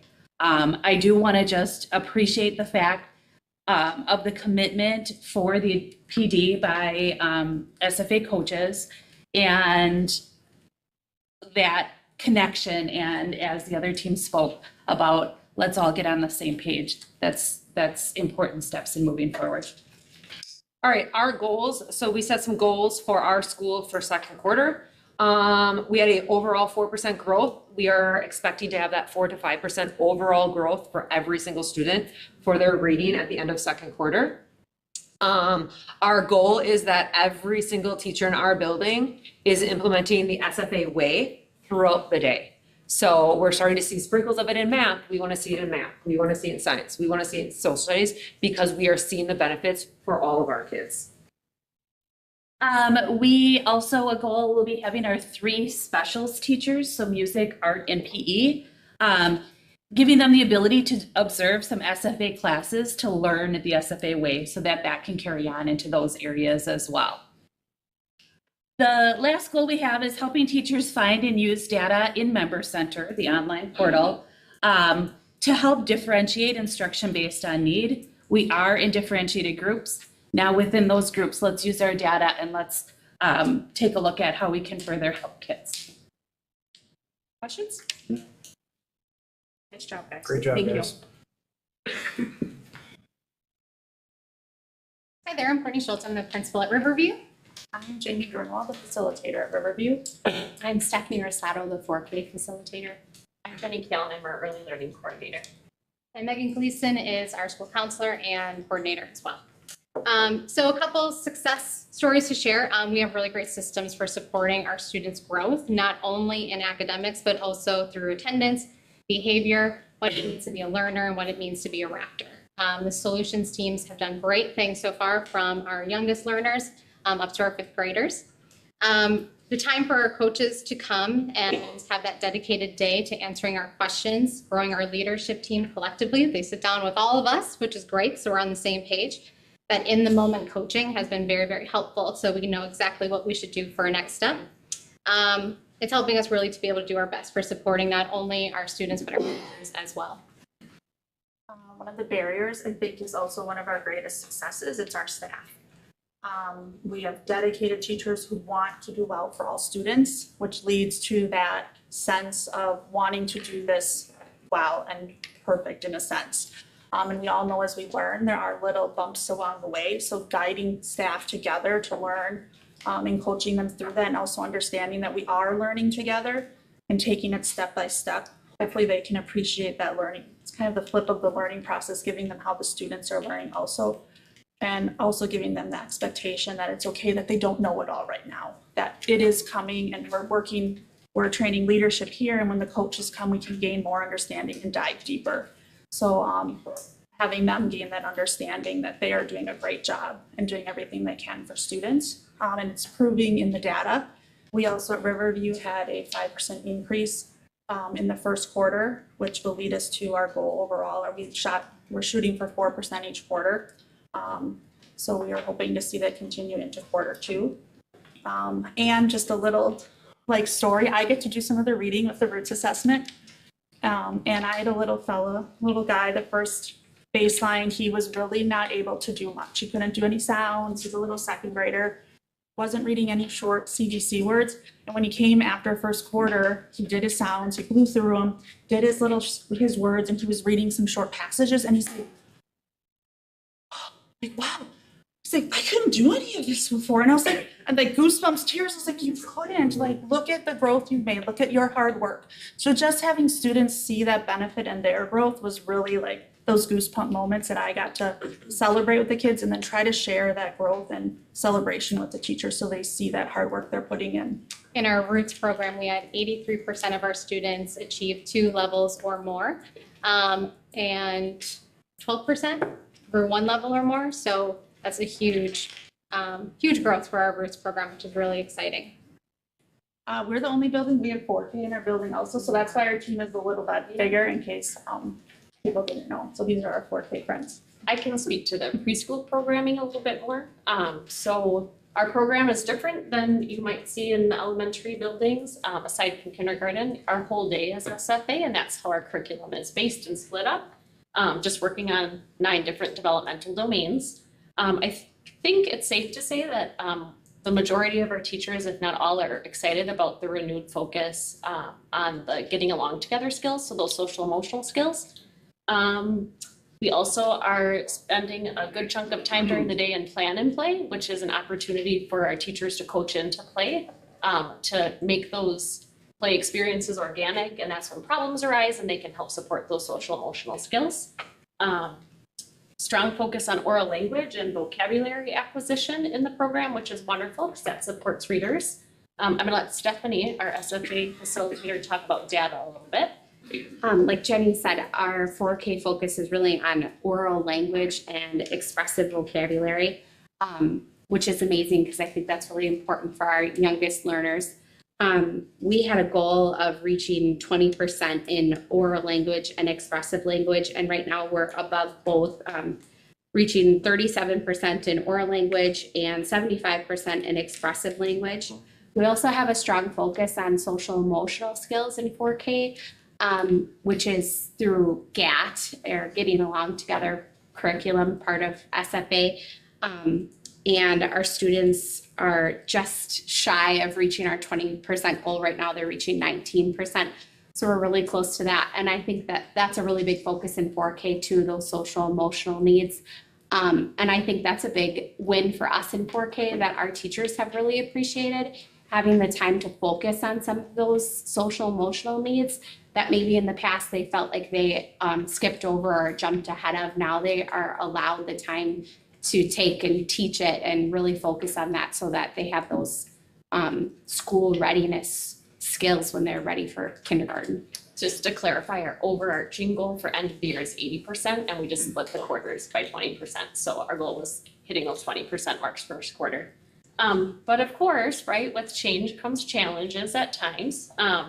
So I guess what I think we wanted to just say for Riverview and for me, preschool programming is just that none of this would happen if it isn't for the teachers. They have just, like, I applaud their flexibility because as all teachers know, when you have a plan, it doesn't always go that way. And our teachers have just committed to it and showed that flexibility even when things maybe didn't go the right way, or it looked a little bit different, or the supplies didn't come, or whatever it is, someone peed their pants. It doesn't really matter. Whatever it is, they've been able to punt and to go with it, and we're a really good team. So I didn't want that to go unnoted today. Outside of that, I'd say last thing, just the challenge is just finding that time to collaborate.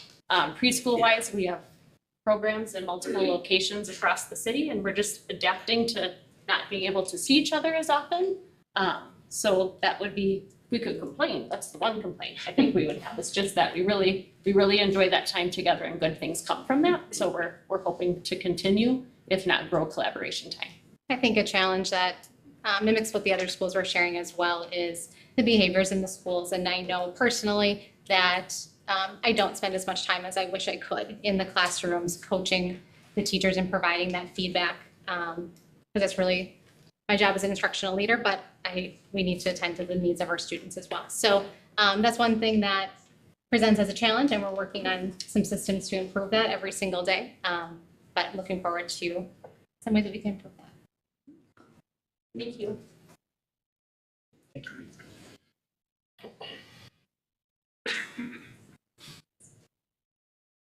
Good evening. Good evening to all of you. Thanks for taking the time to be here tonight. So as a 26-year veteran of the Franklin staff, my name is Brenda Heidemann. I'm our SFA facilitator, and I've been there a very long time, so I can confidently say that the greatest asset of Franklin, besides our great kids, is definitely the staff. The people that work there have a deep desire in their hearts to always do what's best for kids, and that has just carried us through even any challenges that we encounter. Franklin is Manitowoc's largest elementary school with close to 400 students, and that in itself can be challenging, but also offers us some great opportunities. We're quite proud of our student achievement. We began the year at 40% and now have 45% of our Franklin Falcons reading at grade level proficiency, which is an amazing growth for a school our size. 60% of our student body, which is 185 students, are currently receiving tutoring or additional reading support. And that also is a very large number. We have 5 paras working full-time at tutoring in addition to our 2 reading teachers, and to orchestrate that all day long is quite the feat. So we feel very proud of the level of reading support we are offering to the students at Franklin.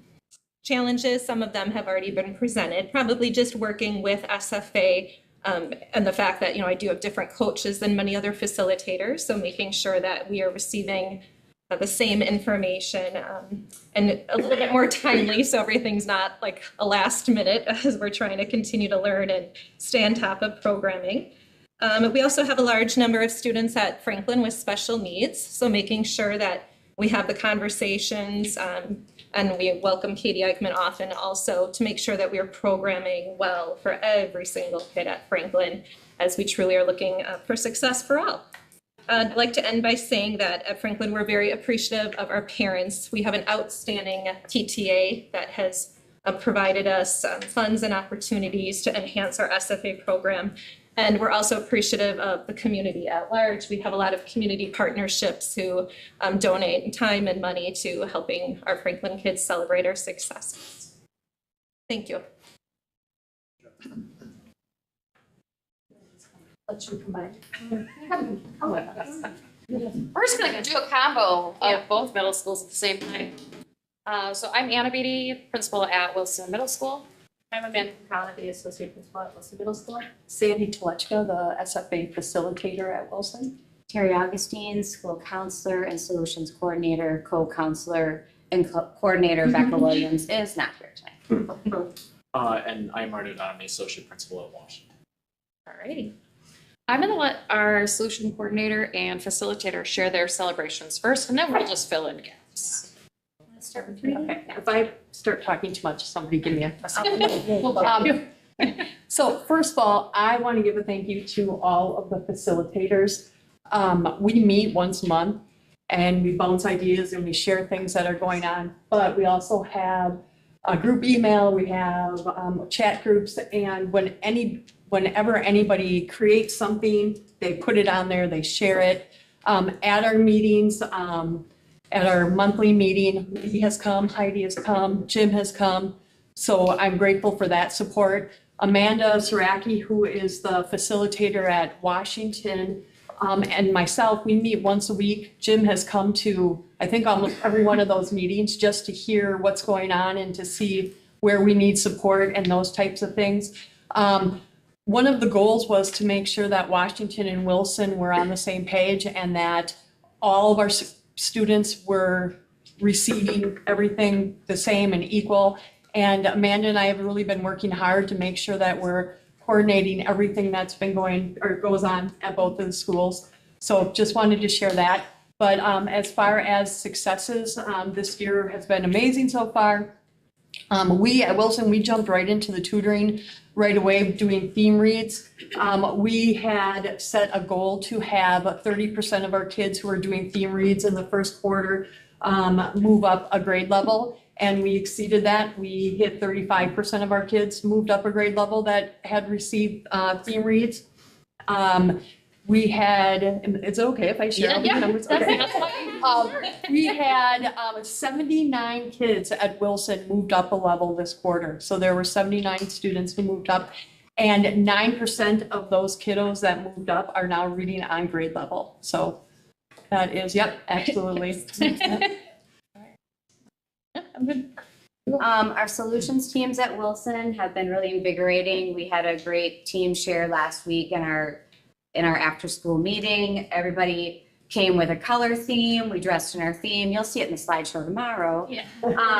But we just really have a great positive vibe. All of the staff feels engaged in an area. Some have changed groupings based on more of a comfort level or a desire to represent that solutions team.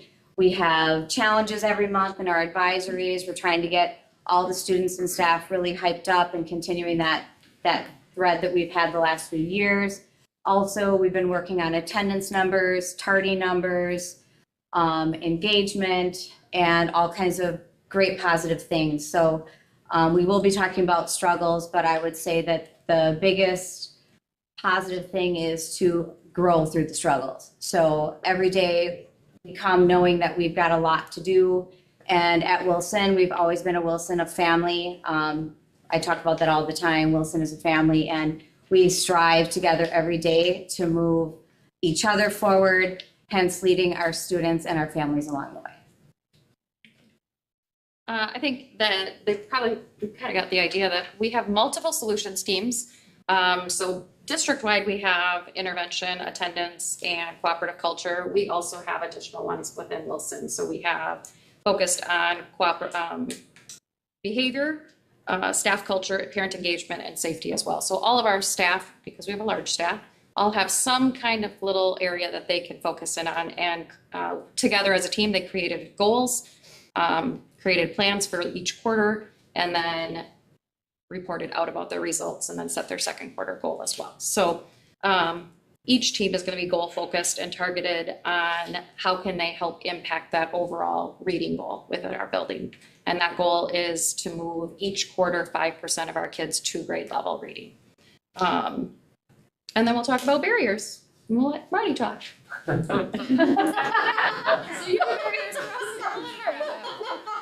Oh, sorry, Marty.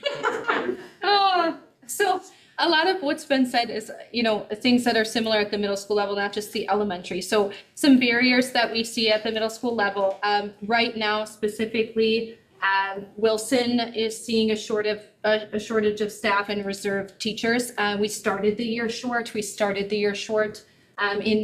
In a couple of different content areas. And that leads to larger class sizes. Our SFA class sizes are larger than they should be. We only were given materials for about 20 students per class, but some of our class sizes are as high as 28. And so we are short a staff member in the SFA ELA department, which makes those class sizes bigger. And puts a little bit more pressure on our staff as we're moving around every quarter, because it requires them to then potentially move more levels and learn a new level. And so there's been some stress around that too. The other thing is student behaviors. We are seeing student behaviors at Wilson. We're working on stamina with students. There was a schedule change this year. We took out some breaks that students had previously been used to. Like their win period, their recess, those types of things. Now they're being asked to work from pretty much the time they come in until, lunch and then later. And so we're working on stamina with kids. We're seeing an increase in the afternoon in those behaviors from about noon to 3 because they're losing that stamina a little bit. And then we're working on some emotional regulation with our students through that when they're losing that stamina in the afternoon.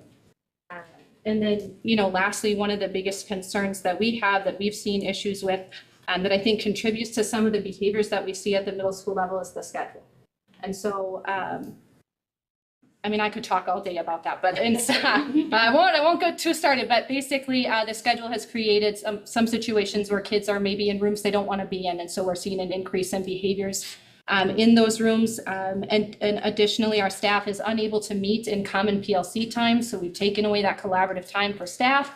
So they're kind of like in their silos trying to do all this planning without their collaborative efforts of their team, which then also leads to not feeling super supported. So the schedule itself leads to some of those issues. And those are some issues that we see across River. Yeah. So we've communicated back and forth between both buildings at the middle school level, and those are commonalities that we're seeing across the board. So right now we're working on trying to create some drafts of potential schedules and seek feedback from staff, and then also bring it to all of you again. So working to solve problems. Okay. Yeah. I know that we were given a limited amount of time, and if we were counting minutes, we'd be probably as good as my 4-year-old counting minutes. But I think the next statement, it was not scripted, but I think is important for the board to know, but also the community to know that this is actually not planned, but emblematic of what's going on in Washington and Wilson. And I say affectionately, this is the first time that we've been working together as a cohesive group since 1936. And so I really applaud the efforts that the leaders at that building and then also the leaders at Washington and the people that are supporting us are working together to create the middle school experience for all students in Manitowoc, and that's because all students here at Manitowoc are going to Lincoln, regardless of Washington. So that's emblematic. Okay, so I'd like to provide a couple updates here. Some things are going well, some challenges with possible solutions and what we've done as an administrative and leadership team, and then a couple takeaways for you all. So first, reviewing a couple years of data, reading proficiency has been stagnant and also declining. This is the first year that we're seeing any growth. So we're seeing a growth of 5%, which is exceeding our goal. We had 100 kids move from one level to the next. So we have about 27% roughly who are on grade level, about 27%. Solutions teams, as Anna had mentioned, so we're working with attendance, we're working with cooperative culture, which is also including behavior. We're working with intervention, which provides targeted, more tier 2 supports for students who need academic and behavioral supports. And then we've added staff culture that provide an avenue for staff to then communicate with administration back and forth, but then also ability for staff to support each other because we know that morale and change is very, very tough right now. This is a team that's also going to support them, each other, they're going to support each other. And then we added logistics. A lot of change this year. We're looking for some people within that staff to help each other out. Every staff member is a part of solutions team. We're up and running. Every staff member is a part of this, and we've been implementing SMART goals. So they're measurable, they're timely, and we can see if the progress has been made. So a couple of challenges. First one, we're working on interventions for kids. We're trying to support them in small group or individualized instruction. Aside from SFA dedicated time, we're also going to be implementing tutoring similar to Wilson. But what we're looking for is to try to build that capacity. We see a large need at our building. So what is the leadership team administration doing? We're looking to either reorganize or reassign staffing so that way we can maybe restructure how that looks because there's such a great need in our building. That's something we're going to be looking at. Solutions teams, time. Right now, we just need a lot of time. There's a lot of needs. There's a lot of change. Finding that time. So I can't create time, but what I can control is what I ask for our staff at Washington. So I'm going to reassess what it looks like for our weekly meetings or maybe 2 meetings a week. So that way we can support those teams. I've been so impressed with the work that they've been doing in those teams. They just need more time to do the work that they're doing. And then looking to implement some of the challenges, cooperative learning skills. So there are skills that are not just SFA specific, but school-wide specific that we're looking to implement. So trying to see what that looks like in an English class doesn't look the same as it does maybe as in a tech ed class. And so we're trying to figure out ways that maybe we can make this applicable and meaningful for all staff and impactful for all students. So that's what our next goal will be for Q2, and then we'll be working there. Just like Wilson had mentioned, Washington's experienced also some discipline issues and some behavioral issues. And so what we're noticing here is providing new structures for students has been difficult for some of them. This is new. And we're trying to support and find root causation for student misbehavior because it's a communication to us. And so we're looking to support them in new ways. And so we're trying to build up those skills. We're trying to make those skills transferable between all classes. And then as a leadership team, we're beginning to look at data every 2 weeks. We've been doing this for probably about 6 or 8 weeks. We're looking at data every 2 weeks. And we're, as an administrative team, we're looking to see how we can support in a very strategic way teachers and students. In addition to that, we've also provided some classroom management sessions for new teachers. We just finished the last one up about a week or so ago. So that way we can support in differentiated ways because we know the teachers need new toolboxes now too. And so we're working to support them. Okay? So what we're looking for in the future, we're looking to, again, 5% increase every quarter. And then we're also, again, looking for implementing cooperative learning skills in all schools, all classes. So a couple key takeaways for you as a board, because I know that you've heard a lot right now. So I'll read a couple of things I've had. So our solutions team has been they've been awesome. They've been excellent. And as an administrative team, what we're going to do is we're going to support them through, even though we ask our students to work through productive struggle, we're not going to give them the answers on how to make solutions. I'm not the solutions team. I support the solutions team. And so as a leadership team, we're going to be supporting them through that productive struggle of how they can be part of the solutions for the entire school. Okay. Common planning and prep time for SFA teachers has been crucial. Common time has resulted in increased instructional alignment and understanding of curriculum materials and an increased staff dialogue regarding student achievement, growth, and assessment. And then finally, solutions teams are implemented, staff-driven, and goal-oriented. The solutions teams have begun to transform our staff at Washington to think holistically about student systems of support rather than isolated band-aids. The staff at Washington are now beginning to think globally, not locally, about student success and how they can be part of implementing change. If you'd like to see what we're doing here, let me know. Thank you very much. Thank you, everybody. Thank you. You know, one of the questions I would ask anybody to respond to is, so one commonality between last year and this year is recognition of an excellent staff, you know, in our faculty. You heard earlier, because you're here during the presentation, we talked about the report card from last year. And we're doing something that's going to produce a report card for next year. Does anybody have any thoughts in terms of, you know, our last improvement plan that we ended last year, and it's reflected in that report card, to what we're doing now and what you might anticipate will be our results going into next year? Does anybody have anything to share in terms of what's different? You know, that are you, I mean, my sense is you're experiencing something that's new. And that's sort of excitement. Does anybody have anything to share in terms of what that means in terms of, as you're projecting out, what you might anticipate in the report card for next year? Brenda?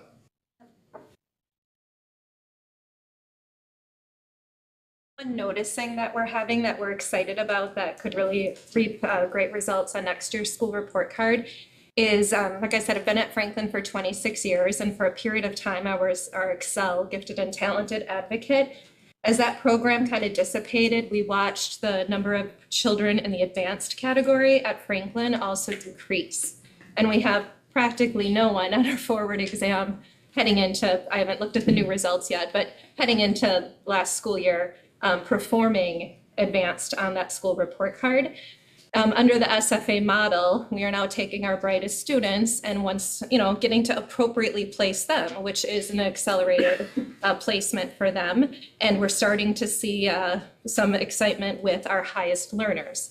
So as they continue to move forward and excel in Success for All, as I look forward to the future report card, I'm anticipating that Franklin's going to continue with our growth scores because we will increase the number of students in our proficient to advanced learner category. So we're very excited about the possibility that that would bring. Thanks, Brenda. I guess I have a question. Can we quantify the 5% growth that we're proven now that we've done this first quarter of this year of SFA compared to last year? Do we have metrics for last year so that we're kind of going apples to apples of, hey, yeah, last year maybe we weren't measuring it or we were measuring it, but is there any way we can compare that from last year to this year? That's a question to all the SFA people and the administration at the district. So the short answer is no. The short answer is no. We can't quantify that because what we gave last year was called, for the most part, was called a running record. And so you would get growth, but a running record is a different tool and it really is used in order to provide instruction. So as a teacher, when I give a running record, the reason I'm giving it isn't necessarily to give you a score. It's so that I can analyze what a child needs. We do now have assessments in place. So FastBridge, you'll see assessments there. You'll see assessments with SFA, and then the forward exam, which is the one that we've been talking about with the report card. So no, this is new baseline. Thank you for answering that as honest as possible. With all respect, I'm trying to get to the fact that, is this presentation smoke and mirrors? I don't think so. I believe this is passion, this is art, this is true growth being shown.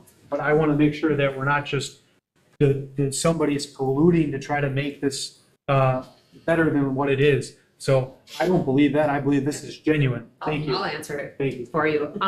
It's my first year at Jefferson. I came from Lincoln and then I came to Washington. I was a special ed teacher to math teacher, right? I can tell you that in my years at Washington and at Lincoln, reading was, oh, you're a 10th grader, you're going to go into 10th grade English, and we're going to hope you learn. That's really what it was. If you failed freshman year, now you're 2 credits behind, we're going to just hope you get it, and we'll maybe put you on Apex, and you're going to struggle through it. But never did we sit down and say, oh, you are at this level, we need to boost you up. So at Jefferson, the baseline data that we took on every single kid in our building said, this is your level where you're at. So we have a 5th grader, they might be at a 1st grade level. That's the level they're at. They're getting that instruction to boost them up to a different level. Like they're getting their instruction. So when we have our grade reports, our summary report, there's a red line that says this is the baseline. There's numbers in every single stage. You click that number, it tells you exactly what they're at that level. We know exactly where they're at baseline. There's no question on that. Thank you. Then you take it from there, and that was at the very beginning of the year. We take it at the end of the first quarter. It was a week of, I think we had 6 adults in my building testing our kids to find out where they're at. And that's where we got that data. This is how many kids moved. Now, did kids stay? Absolutely. And are we adjusting on that? Yeah, there's not 100% growth in our building, but we know exactly where the kids are and they're getting the curriculum and the instruction exactly where they need so that we can move them forward. So to summarize your statement, you're saying in Manitowoc, Wisconsin, right now, we are producing individual reading plans for our students, which the DPI is requiring in the future in 2 years from now, but we're doing it right now in Manitowoc, Wisconsin. Is that correct to say? I mean, I wouldn't say we have a plan, but we know exactly where our kids are at, and so we are instructing on their level. Thank you very much. It means a lot to me. Yeah. I really appreciate the report, and it helps me because, I was kind of a skeptic on this, but the only question I have is the effort now being put into this, is it sustainable? The comments about not getting collaborative time or having over enrollment in classes, et cetera, et cetera. I mean, this board has to get a plan to make the successes sustainable without killing off the teachers, right? Okay. I got a plan right now. SFA's on fire. Mike, let's refer a friend program. Let's get more people hired tomorrow so that we can get more people to fill those voids that we have in the staffing issues. We got to pay them more. We got to do whatever we want. Talk to the union. Let's figure it out. Let's get the solution going right now so they can be supported the way they need. But this is working. Let's use word of mouth. That's the best way we can do it. I mean, I'd have to agree, Matthew. I think everybody. word of mouth. I mean, that's what we need to. Complaint that they had as far We as need more help. what they're dealing with is a lack of staff. So, Right. yeah, you're Lack of staff absolutely and right. time, yeah. You're absolutely right. And when you do that, that makes it sustainable, you know, so that's a good thing. Well, if we can make the adjustments to, Right. you know. I think the other thing too, just that I've learned and, you know, I know Anna spoke to it is, and Jamie said it several times, is don't forget that the solution teams and even the schedule going into this, we knew that the schedule wasn't going to be that schedule forever, right? And we knew that, I think one of the middle schools that you guys attended talked about, I think they were in their like third year or fourth year before they got the one that they really felt resonated with their community. So, you know, what I love is that you guys keep going back, finding, you know, exactly what do we need in order to sustain? You know, where are the gaps? Where are we finding that? And then how are we going to change our schedule to make that happen? So. Yeah.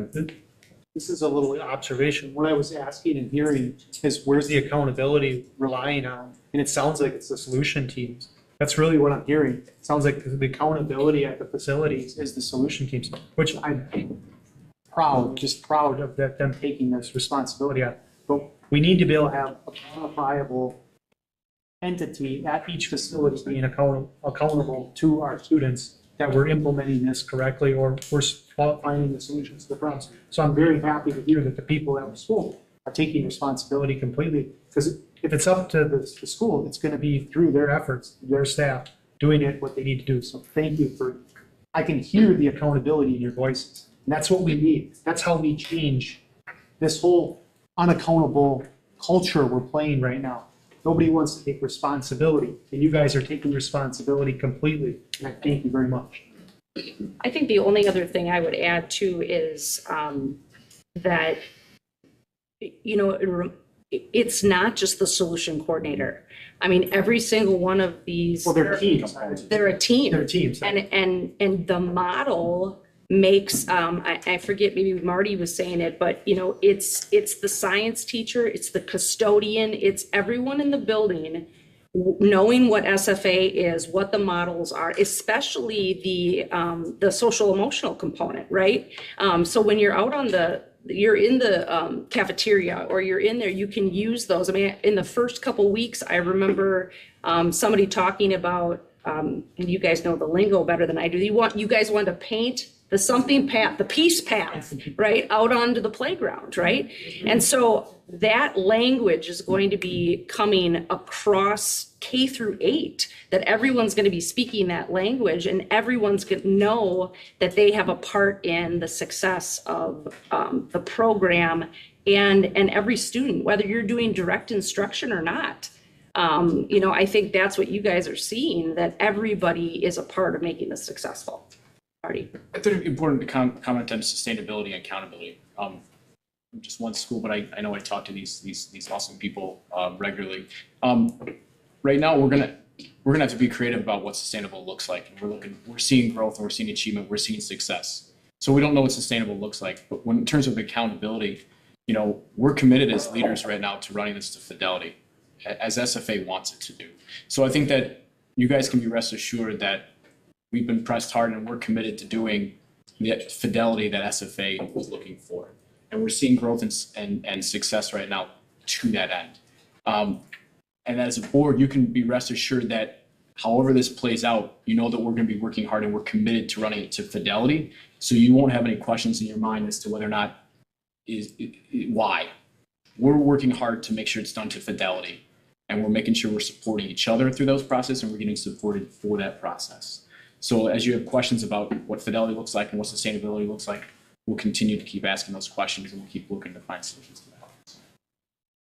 Tony, one more thing and then Tony, go ahead. Yeah, I just wanted to add, I'm really encouraged by what I've heard tonight and really just wanted to recognize our staff. You guys are doing an awesome job. This is validating what I've seen on site. I visited a few of the schools. Change is hard. We all recognize and appreciate that. And we know this is a big ask for all of you. So I just wanted to reiterate my sincere thanks and just keep up the great work. We're really proud of what you guys are doing. You're making a wonderful impact for our kids. Thank you. Matthew, can I speak to you? Yes, please. Unless you gotta be ready for me to talk. That's my wife. So when we talk about, a lot of what we talked about here today was related to SFA and the growth with SFA. Marty hit the nail on the head. We're committed to doing this with fidelity to see growth. The thing that we're not talking about is the impact on the other contents, including our elective teachers. So when we talk about what's sustainable, I want you to just keep in mind what is sustainable for one group may not be for another, which is why, tomorrow I invite you all to come and listen to our presentation about our quarterly report. And we are going to ask you for what we need. And I hope that you take that into consideration as we tell you some of these problems and what we're asking for in return so that we can make it sustainable. So we do have some solutions in mind, but we are going to need some help. So I encourage you all to come and listen to When is that happening? Tomorrow. The quarterly meetings are actually Wednesday and Thursday, and every group, some of them are coming to us here and some of them will be virtual here. If you'd like to join, you're welcome. In the curriculum instruction department, we've set up an area. So could you guys send us maybe an email of what the times and places are? Sure. We can make it, sure. Okay, that'd be great. I have to add one more thing too. The one thing that you've heard a few times is student behavior. Want you to know it is an issue. And so that isn't something that has just gone away. And so we have to, you have to as a board, Jim, myself, our directors, we have to help find a way to help support with the student behaviors. Because that's where, when I'm talking with principals, that's where I see the tiredness coming from. It's wearing. So. Thank you all, appreciate it. Okay, the next item Stacy, is, yes. When I listen to everybody speak, I'm trying to hear what you guys need. That's what my job is right now. So that's what I'm here for. And what I'm hearing is that we need help staff-wise, and we need just more overall sub-wise, we need extra subs. So that's something that as a board level we can address. And then Jamie just said about the behavior. I think that's something we can address quite quickly. We just got to get it on the agenda. And I think there are solutions. Magic Man Mike, he can figure it out as well. I know you're like, it's really hard, I understand. But anyway, so that's what I'm hearing. I'm trying to hear the needs of Can I just say something really quick? Sure. When we're talking about sustainability, there's teachers working 60, 80 hours a week right now. They're staying an hour or more after school every day. They're working their butts off. Sustainability on that side will be difficult to carry through this year and into next year. And it's just, there's a lot that's going on, and it's great that we're seeing successes at the K through 8, but we can't forget about the high school and our post-secondary programs. We're struggling too. Can I just say something as a community member? Sure. When I was employed at MPSD, heroes were like the bottom feeders. We were not informed of anything. And then when I was working with these teachers, special needs teachers, a lot of them that I worked with at this inclusion, they just quit. Or I don't know what happened to them. I was working with them and then they were saying we were leaving. And that was like, I was with like 5 of them and they left. And some got from here, not good reports sent to the new school they were going to. So, and also subs were put in and they weren't informed that what curriculum or whatever class they were put in. So then when they got to school, they were put into, I didn't know these academy classes or catch-up class or whatever. So they weren't informed and they didn't want to be doing that. So in the community, there's not a real good response. They think that this place failed them all. And they're just not out there saying, oh, I can't wait to get to MPSD. You have a bad, really reputation out in the community, and I'm not just saying that. Thanks, Barb. People stop being grocery stores and tell me that. Yeah. Okay, Jamie, are you ready for our update on the database, curriculum Yeah. database? Remove this bug Yeah. Curriculum transfer. Somehow. Yeah, I'm gonna move up here so that I can talk to you better and actually see the screen. So I told you last time when we had the board meeting and I showed you the project that we've been working on. At that time, we called it the Transparency Project.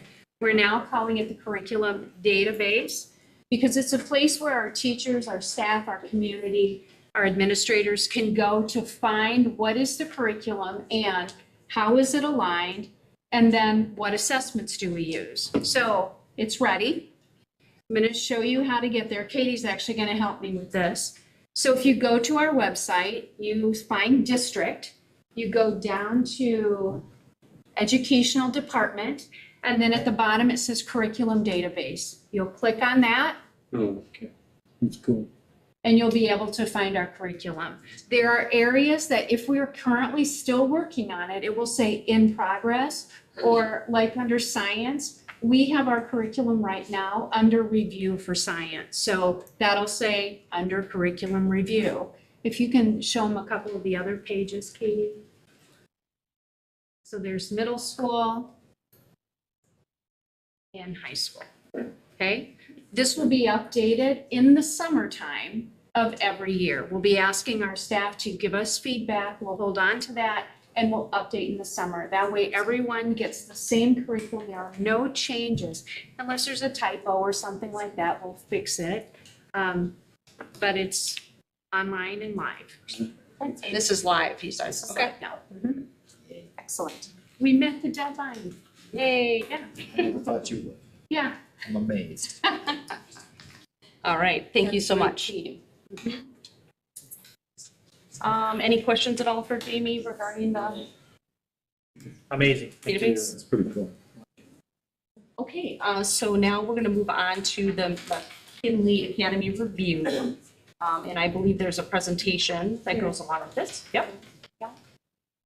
So Katie's going to help me with that today.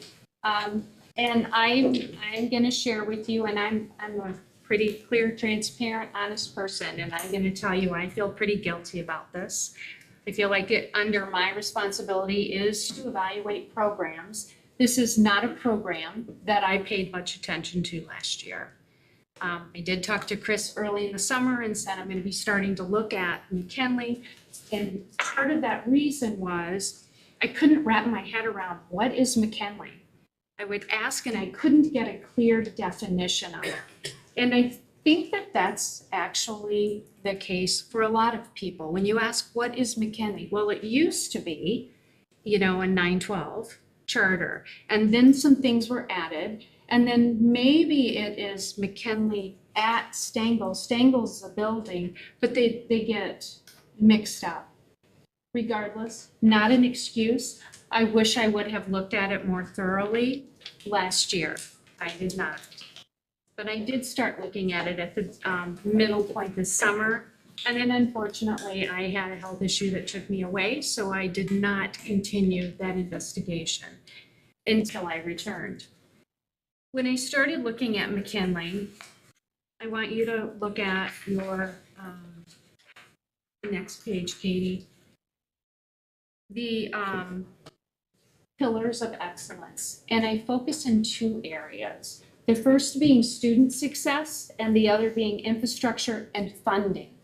Funding is probably the biggest one that I took a look at, although I also did look at student success. I have been in education now for 36 years, and at the beginning we didn't have online, Through COVID, we had online, everybody did. We all developed online programs because we had to in order to deliver curriculum to children. I haven't found many elementary programs that are successful. And when I say successful, what I mean is academically successful for children. Very difficult for a young child to engage in an online program and be academically successful.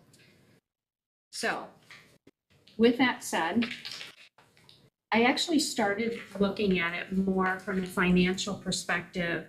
And so you can see here, this is the current enrollment. I've added 2 because apparently 2 students were added recently. There is no block on accepting students into the McKinley Virtual Academy. No one has said, don't enroll them. Evidence is we have 2 new students, okay? Right now, the way we are staffing McKinley is we have 7 general ed teachers. And when I say McKinley, I mean a McKinley online enrollment K-8. I am not talking about the high school, and I am not talking about any blended or in-person learning, okay? This is only the virtual program. Amy, I'm sorry. Yeah. Somebody said there's a hold. So is that wrong? There is not a hold. So There's not a hold. that is not true. Amy. That is not true. Okay, thank you. We've added 2 students. I want to clarify that because. Right. There's not a hold. Thank you. Yeah. So here's the core teachers that we have. We have 28 students that are currently enrolled in this program. We have 7, 8, 9.85 FTE. If you want to do quick math, usually 1 FTE equates to $100,000 because what you do is you take the salary and the benefits and the retirement, FICA, all of that.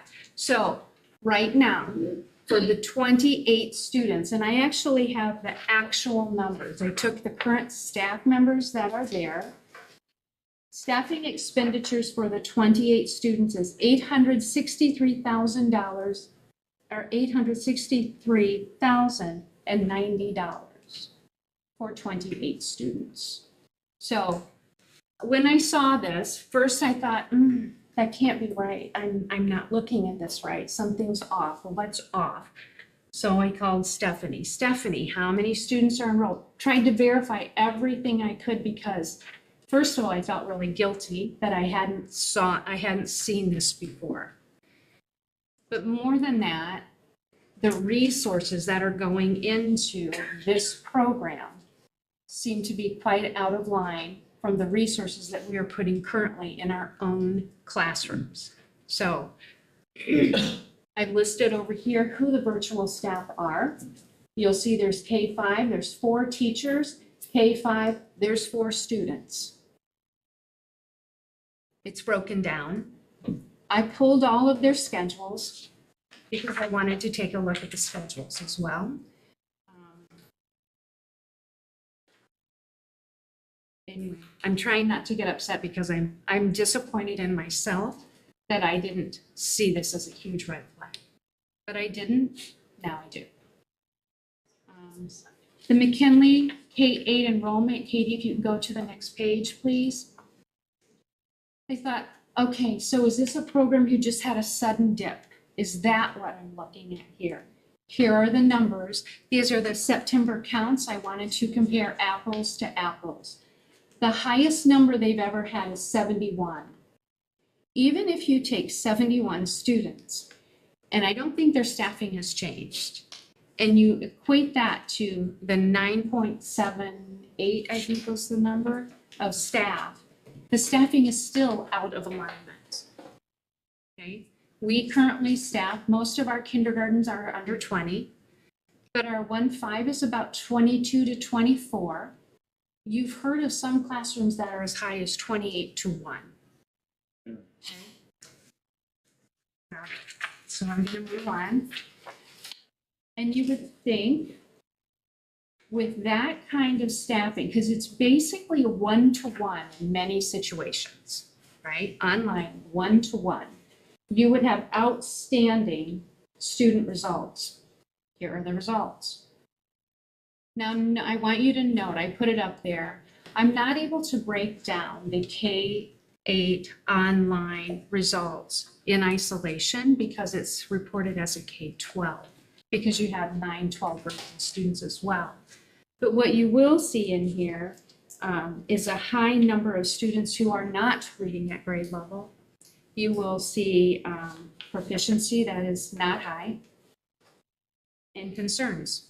I mean, I can't see it. Yeah. Give me the example of the results. And keep in mind, this is K-12, so this Yeah, is right, not apples to apples, right? So in this last year, 22-23, in ELA, there are 22.2% students who are proficient in reading. Now, that is out of the K-12. When you look at mathematics, that number drops to 7.1% proficiency.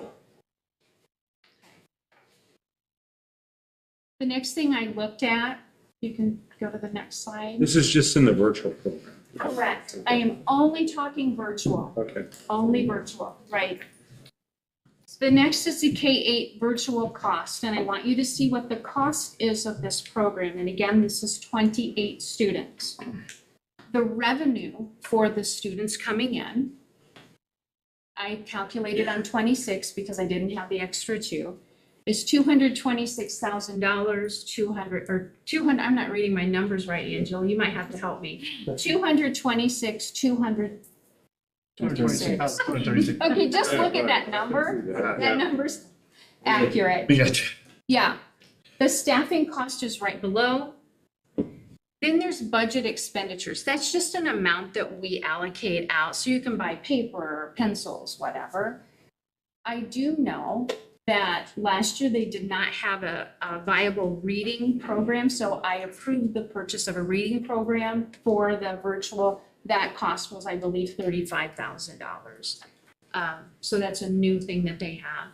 So the balance, how much is MPSD underwriting this particular program? $653,000 basically, okay? This cost does not include the secretary, which we're responsible for, the principal, which we are responsible for, and any support services, again, which we are responsible for. The cost is only certified teachers. Okay. So then I started thinking about, oh my goodness, here we are. It's November. I'm back to work with you. What do I do with this information? I did not feel that I could let it just sit. I felt like I owed it to you to show you where it is and then what options that we would have and make a recommendation for you to work through. So you didn't know what to need. You owed it to the taxpaying community member of this community. I work for Jim. I'm sorry, you know what I mean. No, I know. I work for Jim and Jim works for the board and I just believe that you need the information. So, so an option that we have for K-8, again, this is only K-8 and it is only the virtual program. It affects currently 28 students, okay? That's the hard part. We could continue it as it is. Note that we will be adjusting, which the current contract is, I attached it for you. I went through this contract. I've highlighted things for myself so I would know. I looked at Wisconsin statute so I would know how a charter operates here. I'm not talking about not authorizing or terminating the contract. What I am talking about, though, is modifying it. There's 2 sections in the current McKinley contract. I've highlighted both of them for you. I'm talking about modifying, not terminating, okay? There's a big difference. Okay, so one option, we can continue as is, knowing that we will be adjusting the schedules because some of our teachers who are online are not meeting the standard for the number of direct instruction minutes for their students, okay? That's a Wisconsin law that has to be met. It's also, the minutes are outlined in the charter. What does that mean? I What mean, I that don't know, I means is didn't we understand. have, I'm trying not to be Yeah. too. We have a current staff member who only meets virtually in person, if that's how he's live, 2 times a week. The other 3 days, the lessons are posted. Oh, yeah, okay, well, yeah, you can't do that. You don't meet the requirement, Yeah. right? Yeah. That's a pretty good job. And what we would do, what we would do is just take a look at every schedule. We would make sure that the minutes add up to regulations. That's what we would do, and add up to the contract. So that's an adjustment we can make just by making the adjustment, which will happen, even if we leave it as is. The current charter agreement allows for that. So with the staffing expenditures the way they are right now, the cost to continue this program for the remainder of the year would be $431,545, okay? The next option that we could do, we could transition students to in-person learning at semester, or support their families in finding an option that they feel would be best for their children. That may not be MPSD, but we are committed to helping with that type of a transition should we need to. We will hope that it's MPSD and do everything we can to meet their children's educational needs. Now, that option requires a mutual agreement between the MPSD Board of Education and the McKinley Virtual. Okay, that's a mutual agreement. So you might tell me today, yes, we would like to enter that agreement. I'm scheduled to be at their board meeting tomorrow, giving the same presentation and asking for that mutual agreement. I did write a memo to Jim that has a misunderstanding at the bottom that said that their board voted and it was mutually agreed. Not true. They did not vote, even though that's what was relayed to me. But I talked to their board president today, and I asked if this statement would be accurate, and Lindsay, I think, is here, and she told me yes. So I asked, in the conversation that you had with board members, were they all in agreement with the amount of money being spent per child not being appropriate? She said yes. So that's different. Yeah. That's different, Yeah, right? it's fundamentally different. Yep. An option that was considered but eliminated. Adjust the staffing level to be in line with MPSD staffing level. The current contract, the charter contract, allows us to do that. Here's the problem. When you look at their K-8 scatter of students, to do that, we would be staffing them with 2.3 FTE, and that's a generous amount, but we would have to meet the needs of the special education students. So that would take a full FTE.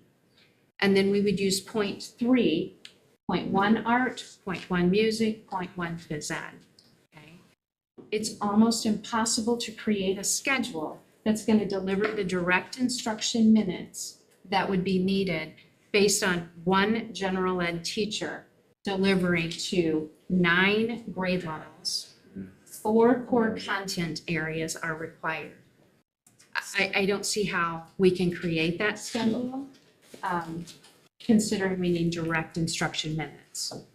So that's why I eliminated that option. I would go back and look at it again and try to figure out what's the minimal amount if that's what you asked me to do.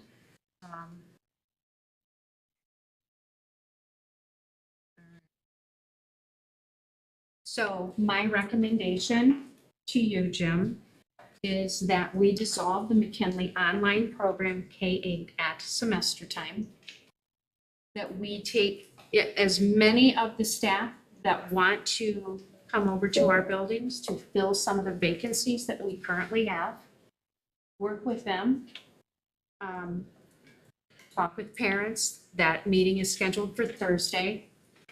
Try to meet with them and find out what their children's needs are, how to transition in the most smooth way possible. Remember, the transition wouldn't happen until February-ish, and make a plan to transition students. Doesn't the contract say July 1st?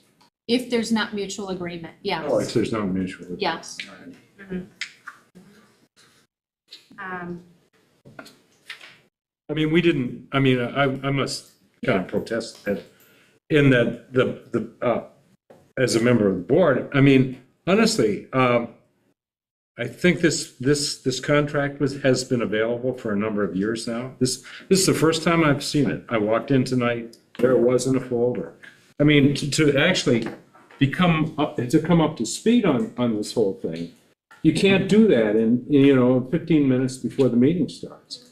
And I think the information that you have, that you're showing us right now, I'd like to see it in paper.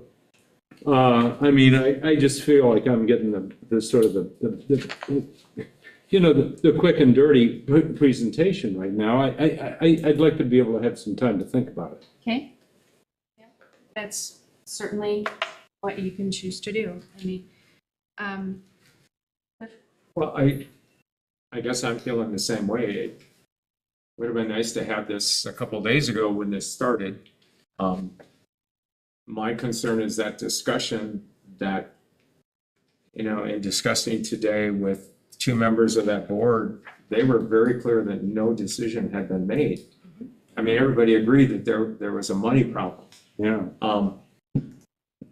So that meeting tomorrow night may be interesting.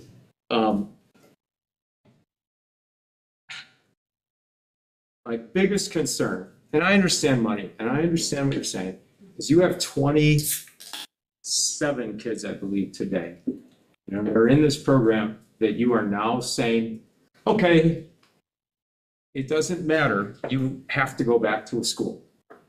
You are telling kids that for some reason, for many different reasons, didn't want to go to school in a physical building.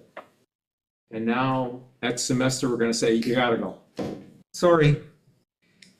Maybe some of those students would work in that transition. Some are going to have a really difficult time. And we don't have a lot of alternative programs anymore in our schools. We used to have pretty good alternative programs at the high school and the middle school, and we don't have those anymore. So you will be sending kids who had a hard, I mean, imagine making the decision, I don't want to go to school. I would rather do it online, and now you're going to tell them, well, you got to do it. I don't think that's what education is. We made a mistake. We made a mistake. We didn't either sell this enough to get 71 kids back. We didn't come up with alternative programs in those schools to help these kids that need this. And now we're going to say, middle of January, you come back to school. Yeah. And I just don't think that's right. There's got to be a different way to do this that treats those kids the right way. The way that this is rolled out, the way that everybody knew about this before your presentation, which was pretty good, that's an issue we have here. Yeah, right. That's an issue that we're having as a district, is getting information out, clear information. What do these teachers get now that, I mean, some of them signed at the last minute. Do they get any compensation when we lay them off in January? Do they get to the end of the year, like if an administrator leaves or gets fired, they get another year of their contract? Yeah. Teachers don't get that. So we're telling these people now that you're done. And I know some of them don't live in this area, so they're not going to come and work for us. I just don't think we have enough information that we need to talk about this as a board. Yeah, we do. And until, I guess I can go through this, and until that meeting tomorrow night, I don't know how we can make a decision to support this. Just know that I'm not asking you to make a decision. Actually, today was supposed to be about information, but then it kind of got ahead. So today really is information, and for you to be able to even tell me, what more do you need? I owe it to their board also to have the same conversation. And again, we can't terminate at semester without mutual agreement. right? But there are things that we can do, and I think fiscally, we have to do them. With you can tell me we have to do them. I mean, I guess you can also say we don't have to. Right now, the virtual school, we're spending $30,820. I'm not reading my notes at all. So over $30,000 per child for the instruction. MPSD, we're spending $5,000. That's a problem. That's a problem. Yep, you know. I don't know. Yeah, it is a problem, I guess, especially fiscally, but my whole understanding was like what Biff said with the students not wanting to go to school. My daughter wakes up every morning and says, I don't want to go to school because I got zits and this girl is mean and whatever it may be. You go to school anyway. You know what I mean? I personally, not to sound insensitive, they're going to go where we tell them. My concern is the parents. I don't care when we make this decision, but in the middle of the year, that's just crazy to me. I don't really fiscally, whatever it costs. This was our responsibility to do this in the interim, in between the school years. Doing this halfway through like this, That's right. I personally don't even want to entertain it, but I know we got to do what we got to do. That's just my own personal opinion. You can do what you think. Jamie, I know this is a question I have asked, would like to ask. Is there a transitional, another virtual school that they, because like I understand that these children, meeting their needs or where they're at is crucial for me.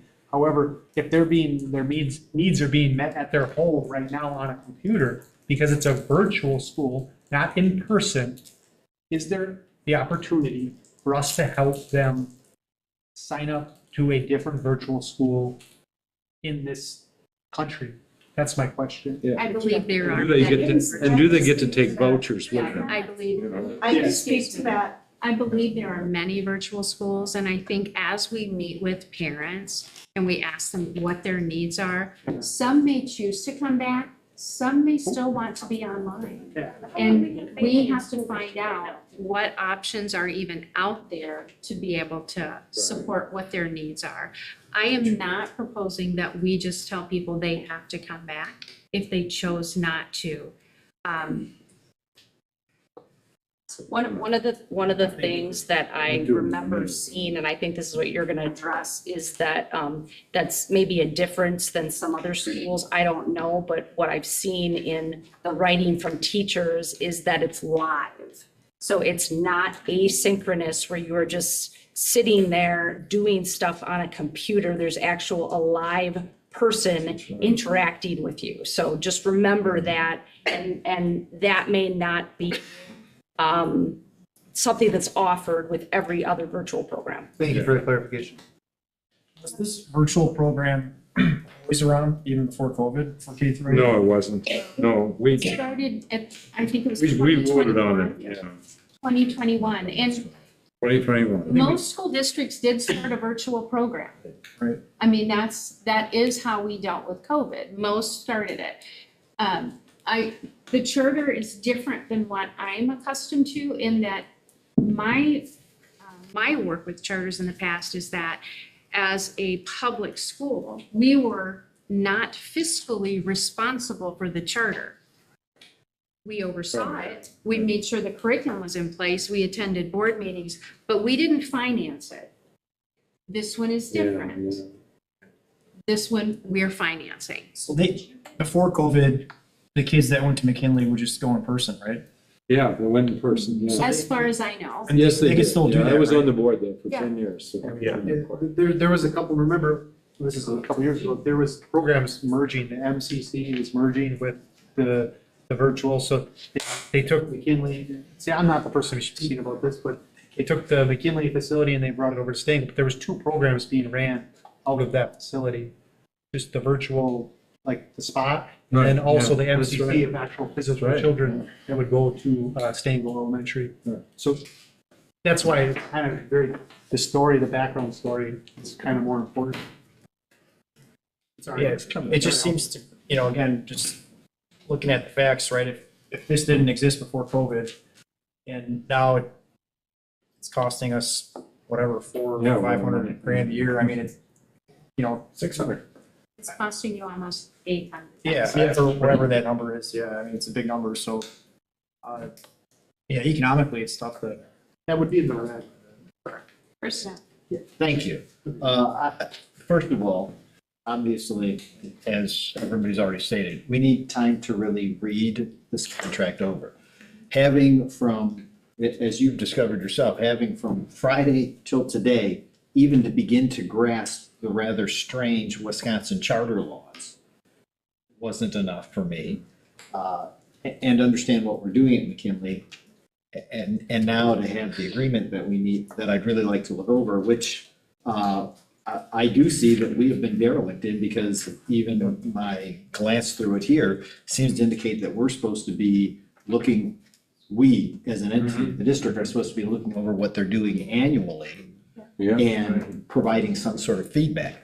I am equally concerned that we are, never done that. I am equally concerned that we are failing to comply with the requirements of instruction from the DPI, which, as a veteran teacher in this district, I find deeply disturbing, because those hours of instruction are a guarantee to parents that we're making sure that what we're supposed to be teaching their children are learning, or we're trying to find another way to help them apprehend it. So whatever solution is ultimately arrived at, we must be complying with the DPI requirements for instruction to kids. Is there anybody tonight that wants to make a motion in a second to vote on this? I guess I'll make my first thing. I would make a motion to transition to next school year to ending this program, next school year, not at semester. Is there a second to I'd that? second to that. That's, to me, is okay. I just, the middle of the year thing, it's great. Is there any discussion? What the hell's going on with all these bugs in here? Yeah. Can I make a friendly amendment to that, that in that time period, we are looking at alternatives for the students that we serve? Rather than just, I mean, just to. That would be in the purview of their jurisdiction We just, already. we need to. Because the FTE issue. Yeah. That should be addressed tomorrow. So that's not in my, I'm saying I'm making a motion to transition for next year, but I do like your words, but I don't think that's in our purview of the day-to-day operations. I just want to make sure we take care of kids that. Absolutely. Test scores for kids that don't want to come to school don't mean anything to me. If we can get them to school and we can get things in their head and start making them feel better and find that want to learn, then we won.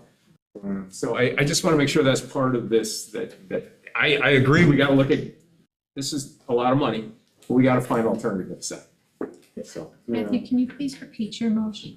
I make a motion to terminate or to transition the K through 8 virtual program at an ending date of July 6th.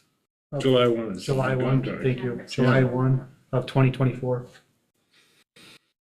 So before you vote, I need to put something in the room. In order to do that, you need to understand, if you're terminating the contract, what that means is that you're terminating the entire contract, which is not just the K-8.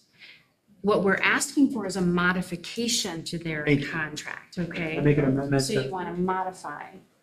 You said terminate. Yep, you're right. So Yeah. make a modification to the K-8 virtual program taking effect July 1st, 2024.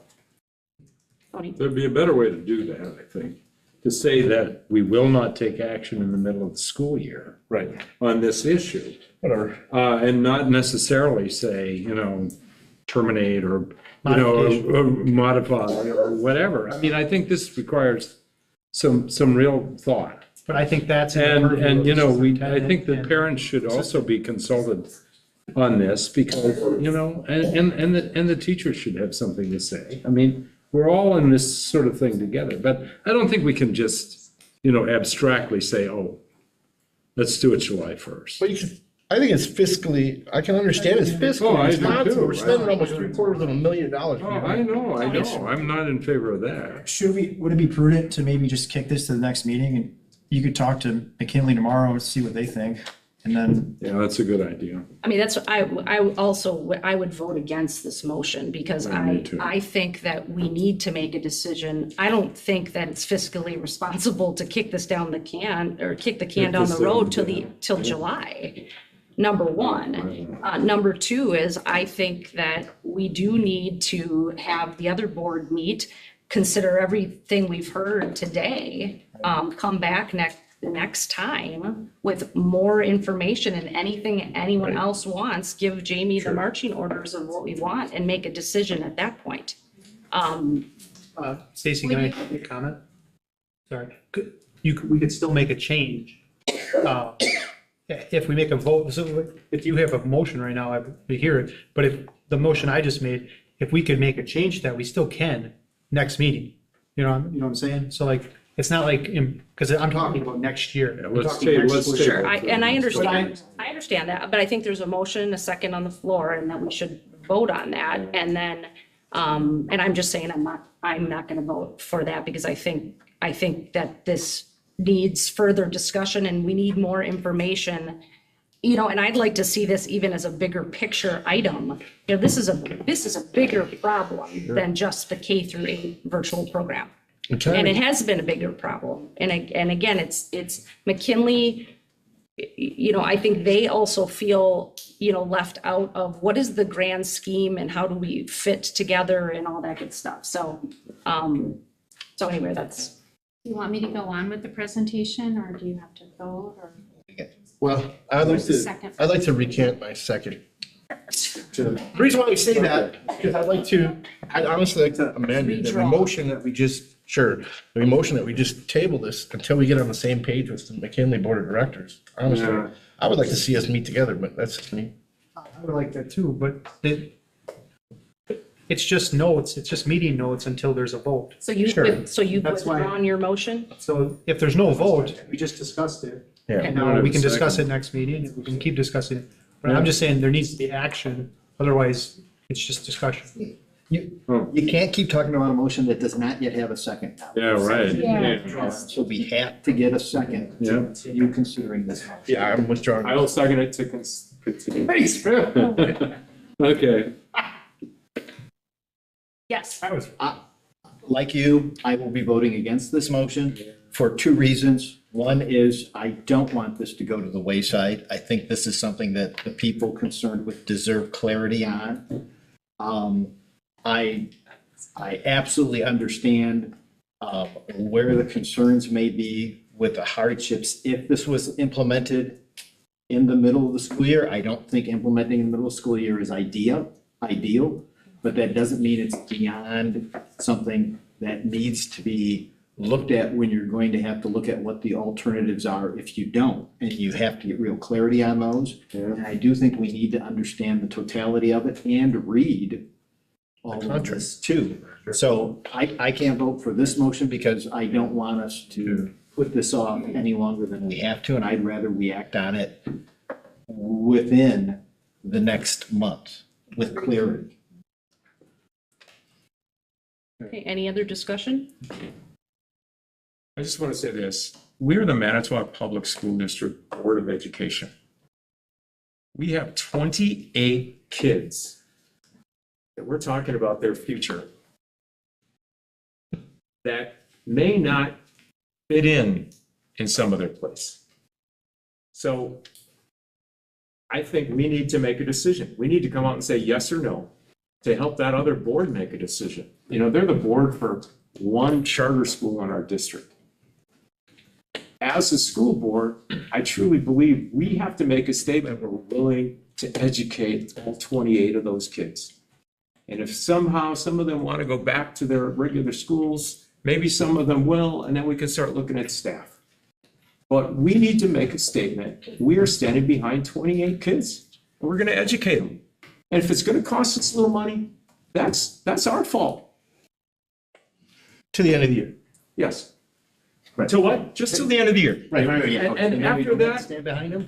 huh? And then we don't stand behind them? No, then we hopefully have some kind of resolution to this. Plan for that much in the future. Right now, we're just snipping the wires and letting them fall, and that's crazy. I would like to see though some options of and working with the families of what they would like to do. So if they want a virtual option, because that is the best thing for their child, what is the virtual option that we are recommending? I think that information we need to have before we make a decision. I don't think kids that are wanting a online option and that's where they thrive the best should be coming back into our school because it's not the best environment for them. So what I'd like as part of this, Jamie, is I'd like to know what are the alternatives that are going to be offered to the families? And I mean, period.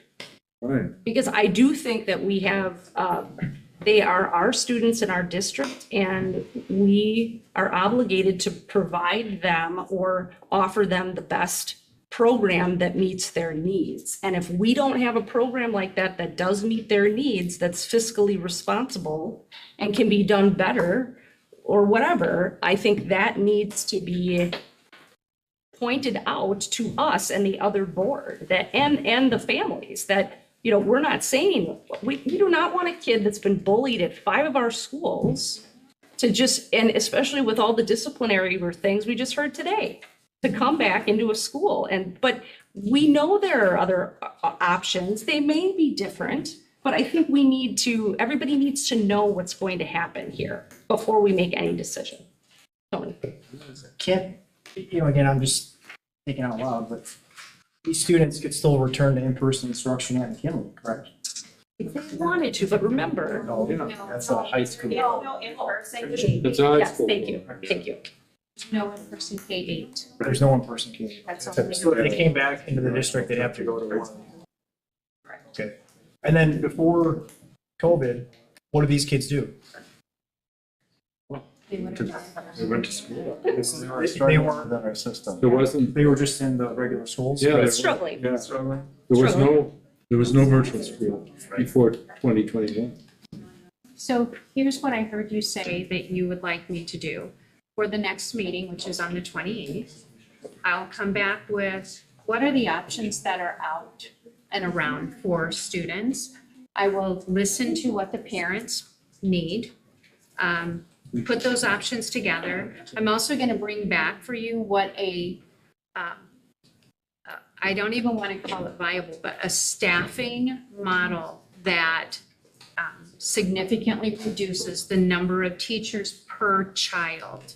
So it wouldn't be a 9.78 FTE given to 28 students, you know, and the goal would be to transition as many of those teachers that we can into the openings that we currently have, you know, knowing that we still have to meet instructional minutes if we have this program, right? So it's still going to be more costly than what we currently offer, but maybe less costly than the $400,000. I think one other thing I'd like to see too is I'd like to see what the structure is going to look like when you talk about, you know, that there is, that these minutes are not being met, right? What is it supposed to look like? What is the schedule supposed to look like? So, because it sounds like, you know, our parents enjoy what we're doing now. However, it's not meeting the DPI requirements. Correct. So what is the change that is going to be made in the virtual program till the end of the year? That I think that needs to be understood as well so that we are providing what we are supposed to. Thank you. So I want to just point state statute. So this is the contract we got today, and I'm just going to read it because this part of it, methods of measurement and student progress. McKinley Academy will adhere to the same accountability measurements and administer the same district-wide assessments, the following the same proficiency measurements. So I was just told by information tonight that we are not fulfilling our state requirements. So that's why I am voting for action to change, because everything else is just a talk. So I'm actually doing action saying, hey, I want to transition. And I'm not yelling. I'm saying, thank you for informing us about the state statute. So I'm agreeing with you, but it takes action. So that's why I'm saying I want to do action, because I was just informed about us not meeting our requirements. And that's not right in mind. So that's my second argument of why I want to take action tonight. Thank you. I could say, you know, having been on the board now, when this program was put into effect, that we had a lot of students. We were in the midst of COVID. We had a lot of students that were online. Yeah. Seemed like a halfway decent idea. We didn't think about the implications. We didn't discuss at all the funding of it. So I don't think it was particularly well considered. And I think that, you know, the moving forward, it's, you know, it's not a deal for this school system. So I think we need to be able to correct errors that were done. I just think that, you know, time ought to be given to parents to make adjustments and students to you know, to figure out what'll work for them. And I don't, yeah, but I'm certainly not, I'm not willing. I'd have to abstain on any kind of motion to take action at this point. I was just gonna say, I think we should vote on the motion that's on the floor, and then, give Jamie any other information of what we expect between now and the next time this comes in front of us. I just wanted to, you know, first of all, I think this is a very responsible decision. We recognize this. We tried to hit the pause button last year at the end of the year, you know, because we recognized we had an issue. And then Chris left, you know, so then we didn't, you know, weren't able to get to it. There was pressure to hire a principal, even though that could have still been problematic, you know, before the start of a school year. And I've attended a few of the McKinley board meetings, and I would say it might have been different at some point in time where there's a better sense about what the charter was doing. But my sense was the McKinley board felt like they were without a rudder. And we've obviously not necessarily paid attention to what our responsibilities have been here, where this has also been lost. And what we're doing is unfortunately having to put it on the table, but we're also recognizing with this discussion in terms of to be responsible in this process in terms of, you know, how to transition to something better. So the McKinley people are just trying to do the assignment given to them right now. And they were looking for you know, assistance too. Everybody's trying to get some clarity here in terms of what we were intending to do and where we're at with some things. And so I think there is a collective effort that this was important, probably long overdue. It's unfortunate maybe in, you know, wrote out here in terms of the urgency of the matter, but it is urgent. But it's like Beth has said and everybody else, you know, it's being respectful in terms of, you know, we put ourselves in this position, we have to work ourselves in a responsible way out. Okay, so, Lori, would you repeat the motion that's on the floor? Repeat it, please. Let's see here. I made a motion to modify the contract as of July 1st, 2024. And I didn't want to add stuff to it because I wanted to completely give the purview of the superintendent and the assistant superintendent to make changes that we're not following Wisconsin state statute as of right now to fix that within minutes. I can do that I know you with can. the contract. Yep. The contract that's currently in place, I will take the schedules, I will try to make the modifications and meet with staff to make sure that we're meeting our instructional minutes. Okay, That's not an option. Yeah. All those in favor of modifying the contract at this time signify by saying aye. Aye. All those opposed? Nay. Three nays. What do we got? Doesn't matter. 4 to 3. Okay, so, and Oh. any other, Okay, yeah. 4 against 3, okay. any other clarifications that we want to give Jamie at this time so she's prepared? Jamie, thank you very much for giving the information to the taxpayers of this community. And that's what they've been yearning for, information to know. People have always known something's a little off in certain spots. And now we're shedding a light. And I'm sorry that you're taking the responsibility and I'm taking the responsibility for making actions that should have been done in the past. And I commend you. And I'm sorry for the delay and the hardship on your heart that you didn't see this sooner. You've been very busy as well. Yeah. And thank you for your efforts. Thank you. Okay, there's a second part of this. Oh, okay. And so as we think about McKinley, one of the things that this is just my opinion, one of the things that I think we have to do if we want to grow an alternative program is we have to define it. What is it?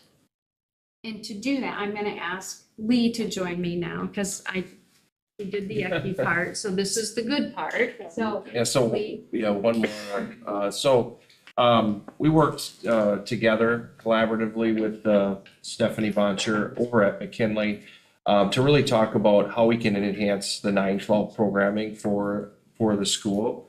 And what you see in the presentation here is a process that we'd like to put in play with a timeline as to how to do that. So I know this has been a long discussion, so I'll just give you the Reader's Digest version, but essentially what we want to do is bring stakeholders together. That's community, students, staff, administrators, do some visioning sessions about what it is that how we will define what it is to be a McKinley Academy student. What is the niche that they will have for our kids who need an alternative place to go to school? So that would be the first step. The second step will be to define what our non-negotiables, our goals and priorities are. So the goals would be through those sessions of folks coming together to give feedback, we'd be able to provide some clear priorities that we want to see in the programming. Then the third piece would be to continue to update both boards on the progress of this so that their feedback is also part of it. But that at that point, once we had a shared vision, we would develop an enhanced program, which would include curriculum design and implementation, a real look at resource allocation with special attention to budgeting. And then, of course, a fourth step would be to implement that enhanced program, do the necessary training and professional development, as well as really putting out targets of where we want to see success be so that we have a measurement of success for the program moving forward. Because as the principal of Lincoln High School for the last 6 years, Jamie began the presentation by saying, what is McKinley? I think it's something that has to be defined. And I think we'd be doing a disservice if we didn't begin to work on that now. And then we want to work with McKinley, their students, staff, and stakeholders to make sure that that happens. And then, of course, we want to keep everybody in the loop as that goes. The next slide really just shows you sort of kind of an aggressive timeline, I think, to sort of begin this conversation. Ms. Boncher feels that it's doable. We've talked about getting this ball rolling. So as you can see, the visiting sessions and community staff would really start right away next month. Because this work can be done independently of anything that's coming along with the K-8 virtual program. But we thought it's important to share this with you because this is a big part of what McKinley is and what that piece of paper you're going to dive through is really talking about is that McKinley charter. And this is a big part of it too. And we think that it needs time and attention. So there's one more slide that I added. And the last one was the one that was really important to me. And that's, we have to clearly define what is sustainable. So what's our target for enrollment? And then at what point, if the enrollment isn't where we need it to be, do you disband a program? When we have the information up front, then it doesn't become a surprise to anyone, right? That doesn't mean it has to happen day one, doesn't happen year one, year two. But if we say we need 200 students in order to have a viable program, that means over a period of time, we need to hit 200 students. So. I just have a question, Lee and Jamie. Is there value in finding out what other districts do for kids that have that negative feeling about school? I mean, the academy is great and I love what they do, but in my heart, I can't imagine one of my kids not going to Jackson where the other kids went. So is there a way to get a good look at some alternative other programming out there? So at some point, maybe it goes back to just being a high school because we're doing the job within the regular ed. And that's gonna be hard to do, but there's gotta be successful programs that maybe we need to look at. There are so many opportunities in this district with the manufacturing, with the school forest. Like the partnerships between those kind of entities to create even an outdoor education or project-based learning. It's right at our fingertips, but we have to define it, we have to build it, and we have to make sure it's sustainable. We're just not there right now. And I think, sorry, Matt, go ahead. Well, this is why I respect you guys so much, because there's a problem, and you don't just complain about it, you come up with a viable plan for a solution. That's really, it's taking accountability to understand, like, I want to nominate Biff to be on the committee right now, like, because I know he knows how to work with troubled kids, just like, but what I'm saying is, this is how you solve problems, but it's not overnight, you know, you got to get together, we have to define it clearly. You're 100% right. We have to figure out a vision that's going to work well to be successful for the students, 9 through 12 that need another option so they can get on the right path or another chance to be successful members of the community. And that's why I'm just so proud of how you guys, you take a problem, you analyze it, you give us the bad truth, and then you're saying, hey, we need to come up with a solution coming up in the future. And I don't think that's too far down the road. That's right in line with next year. And then we're going to do all that work in the next 6 months. And yeah, I mean, it's a lot of brainstorming, but it's clearly defining what we actually need because we're not solving the issues. So thank you, and I'm very proud Gary, to be part of your team. I just want to say, maybe as a parting comment, that, I did serve, I said already that I served on the McKinley board for quite a while.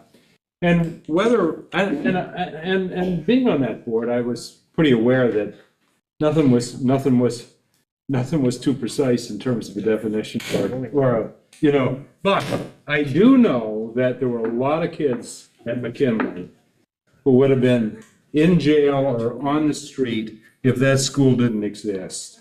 There were kids walking from Two Rivers to sign up to get into the McKinley program because, honestly, they just, like some of the people said here, the parents, their kids were just bullied and, and just totally uncomfortable. And I thought, God, if we can give vouchers to Lutherans and Catholics, I mean, we should have a program that, we take care of the kids that really need taken care of. And I would say that in my experience, McKinley was pretty damn successful in turning out pretty whole people at the end of the process. If you define it as alternative ed, then your measurements change. Yeah. Like one of the conversations I remember having with Chris Sturkis, he was upset with his graduation rate. And he said, no. Alternative ed, you look at differently. What you look at is how many students made it to graduation that may not have. Yeah. Right. Not how many didn't make it in the 4-year requirement. So it really is about the mindset. And then if we all understand what the measure of success is, it's much easier to get there. Yeah. Great point. Okay, so gotta move on. Okay. Okay, Move on. thank you. Just the update on the CEP. Yes, I proceeded knowing that I had support to bring CEP back, which we did. It took effect very fast. It was the November 6th, I believe it was last week, Monday. And so we're proceeding with that. I did offer some clarity in terms of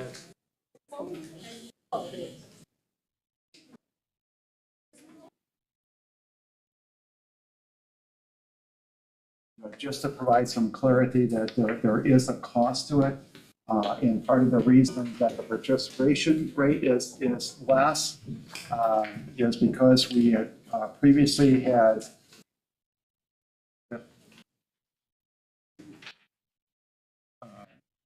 we were serving breakfast in class, so you had a captive audience for the most part for people to accept that.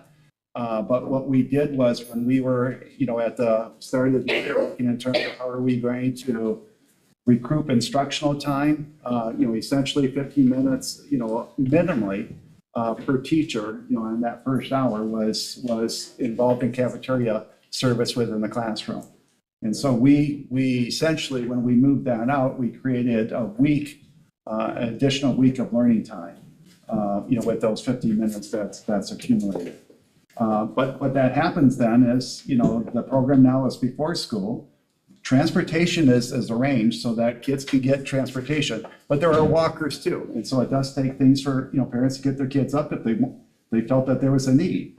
It's very difficult. We don't have any hard data. It's all about what somebody might comment in terms of what those numbers might be like.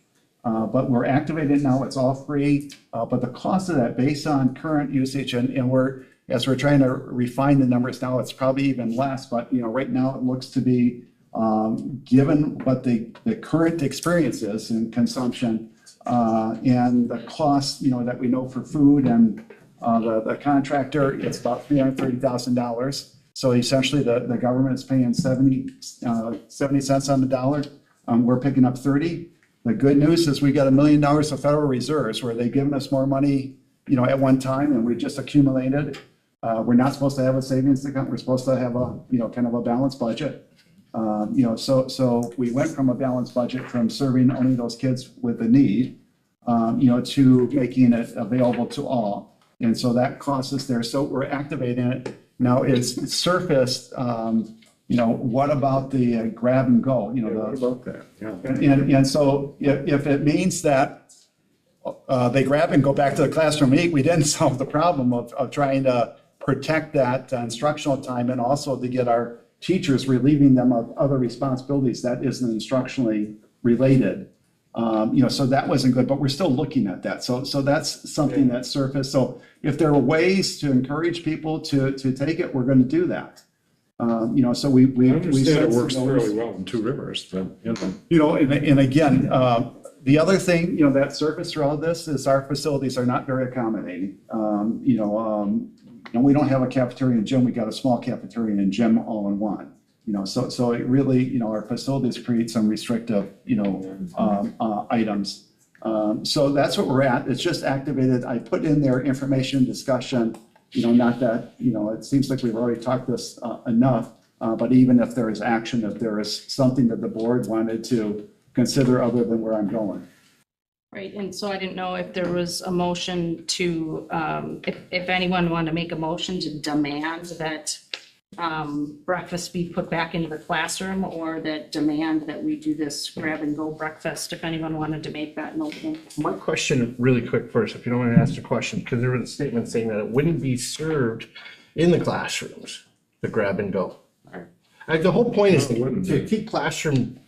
Right. Right, but it's grabbed in the hallway and then you take it into your room and that's a and eat complete it. distraction. Well, see, this is what happens when you don't have definition about what we're talking about or what, what those conditions might be. So this surface, and we're just looking at it, I'm just saying there are some things though that, just recognize, if it would end up just going back to the classroom, it doesn't solve the purpose of us trying to eliminate it in the first place. If we start having cleanup issues throughout all the schools, then you could have some other issues. All I'm saying is we're looking at it, we haven't made the decision because, we've been rushing too many decisions and. Can't they say that they need to finish it prior to the class start? We need to talk to people that are doing it and see how they Kids do aren't it. arriving 2 minutes before the class starts. Maybe. Yeah. Are we gonna have our forms in by tomorrow? The 15th is the date to get the. No, they're already in. They're in, good. It's all that was, and we had clearance, but we didn't get the forms in. So, and I recognize there's a rumor out there that we didn't get the form in. So, it seems like the outside. Anyway, yep. And the other thing is, I hope we continue to look at the grab and go and maybe check with TR. Yeah, right. I mean, If they would grab it, need it in the gym, and we can then get paid less money, that would be wonderful. yeah, right. I can speak. $1 would last long. Because I work there at the high school. Oh, you So, did? Yeah, so the logistically, it's different. So you have the cafeteria right at the front of school. Right. So you literally walk in the doors and there's the cafeteria right Okay. there. So it makes it a lot easier, and the cafeteria is wide open, and so you're able to eat really, in the Yeah, but you're talking cafeteria. about high school. Yes. Versus, right, we're talking about elementary. Well, we're talking about, it's everywhere. Yeah. I'm talking about at the high school level, okay? So the logistics of it worked a lot better, the foot traffic worked a lot better, to be able to wrangle, to go to the cafeteria first and then classroom. You can't talk forever. So it sounds like, let's find out what Two Rivers is doing, if they have some other options that we Sure. can do before we We're not. Say no. say no. Yeah. Perfect. But I would like to mention that we'd like to keep the sovereign time at the classroom instructional. I mean, I would make a motion to defend that position, but I don't know if I'll get enough support, so Yeah, you I won't would. make That's- that motion. But, sovereign, time in the classroom is supposed to be for instructional, not. Yeah, I'll be the first to admit, I was guilty of it all the Guns and time. butter both. I ate all the time in class. You don't get this big without eating. Yes. Do you have a motion? So you have a motion that? No, I don't. No, you I don't. did not make a motion. No, we're just So gonna. I think, we're probably not there yet, but let's find out if we have we'll get some more information about it. There. Okay, our LHS course proposals. 425, Lainey, yes, thank you for patiently waiting. This is a really fun part of the night. I love course proposal paintings. We have a ton of new opportunities for our kids, so whether it's 9 o'clock or not, it's gonna be fun. All right, we have a handful of new courses for you, and I have some of our best and brightest teachers. If you guys don't mind coming up here, that way if there are questions, that would be awesome. So a few new course proposals, a few adjusted course proposals, whether it's like kind of combining 2 classes into one, changing some prerequisites, things like that, and then some classes to be removed. So I'm just gonna go from top to bottom, starting with theater performance and production. That is a new course to Lincoln, kind of, here you go. Kind of combining 2 courses just to really be able to meet the needs of students and their different interest levels in the fine arts wing. Any questions about that one as you take a look at it? Deanna, are there any notes that you wanna make about that course? I don't know, I think I threw it all out there, Yeah. but it's a collaborative, theater arts is a collaborative effort. And until now, we've had our production and our performance separate beyond the intro level. And this would just combine the two and let them actually establish productions. The idea would be that they would do a 1-act first semester and then hopefully second semester do a TYA performance that we could tour to our elementary and middle schools to promote the arts at those levels also. Any questions on the theater performance? The only question I had was, I always think in my head that startup costs are more than the sustainability, but it's not. So am I just totally incorrect with even thinking that, or is that just different for this program? There's no textbook. So, and because we have an established theater program at Lincoln, we have set pieces and costumes and that, so we're not building from scratch. So really the cost of the productions would be the yearly cost, and it wouldn't really cost more. Sounds good. We'll take them all together if that's okay with everybody. Okay. Next we have forensic science. I'm gonna pair this one. We are proposing forensic science and then requesting to remove organic chemistry. The reason for that, forensic science, it's a high interest level, really grabs the attention of our teenage students. We haven't ran organic chemistry in several years due to enrollment, so it's kind of a trade-off. So we're not increasing FTE really, we're just looking to increase numbers in science and make sure that kids have that high interest level if we're not getting it from maybe some of our other courses that we currently offer. So this is like crime lab stuff. Yeah, that's exactly what it is. It would I'd take it. You're welcome. I won't take that one too. No, it would be, we require 3 science credits, so they would have to get their biology class Yeah. done and then a physical science. And then this would be kind of like a capstone type class that they could take on top of that. Anything to like, arouse intellectual curiosity and adventure. That's good for education and everybody. Yeah. I'd like to take that because. And you guys come, we would love to have everybody every day. Right.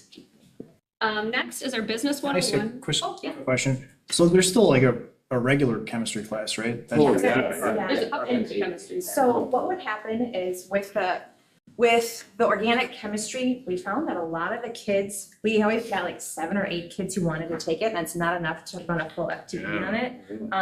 And the kids who take it already I teach AP Chem, they take AP Chem. And last year you guys were kind enough to expand AP Chemistry to 2 credits.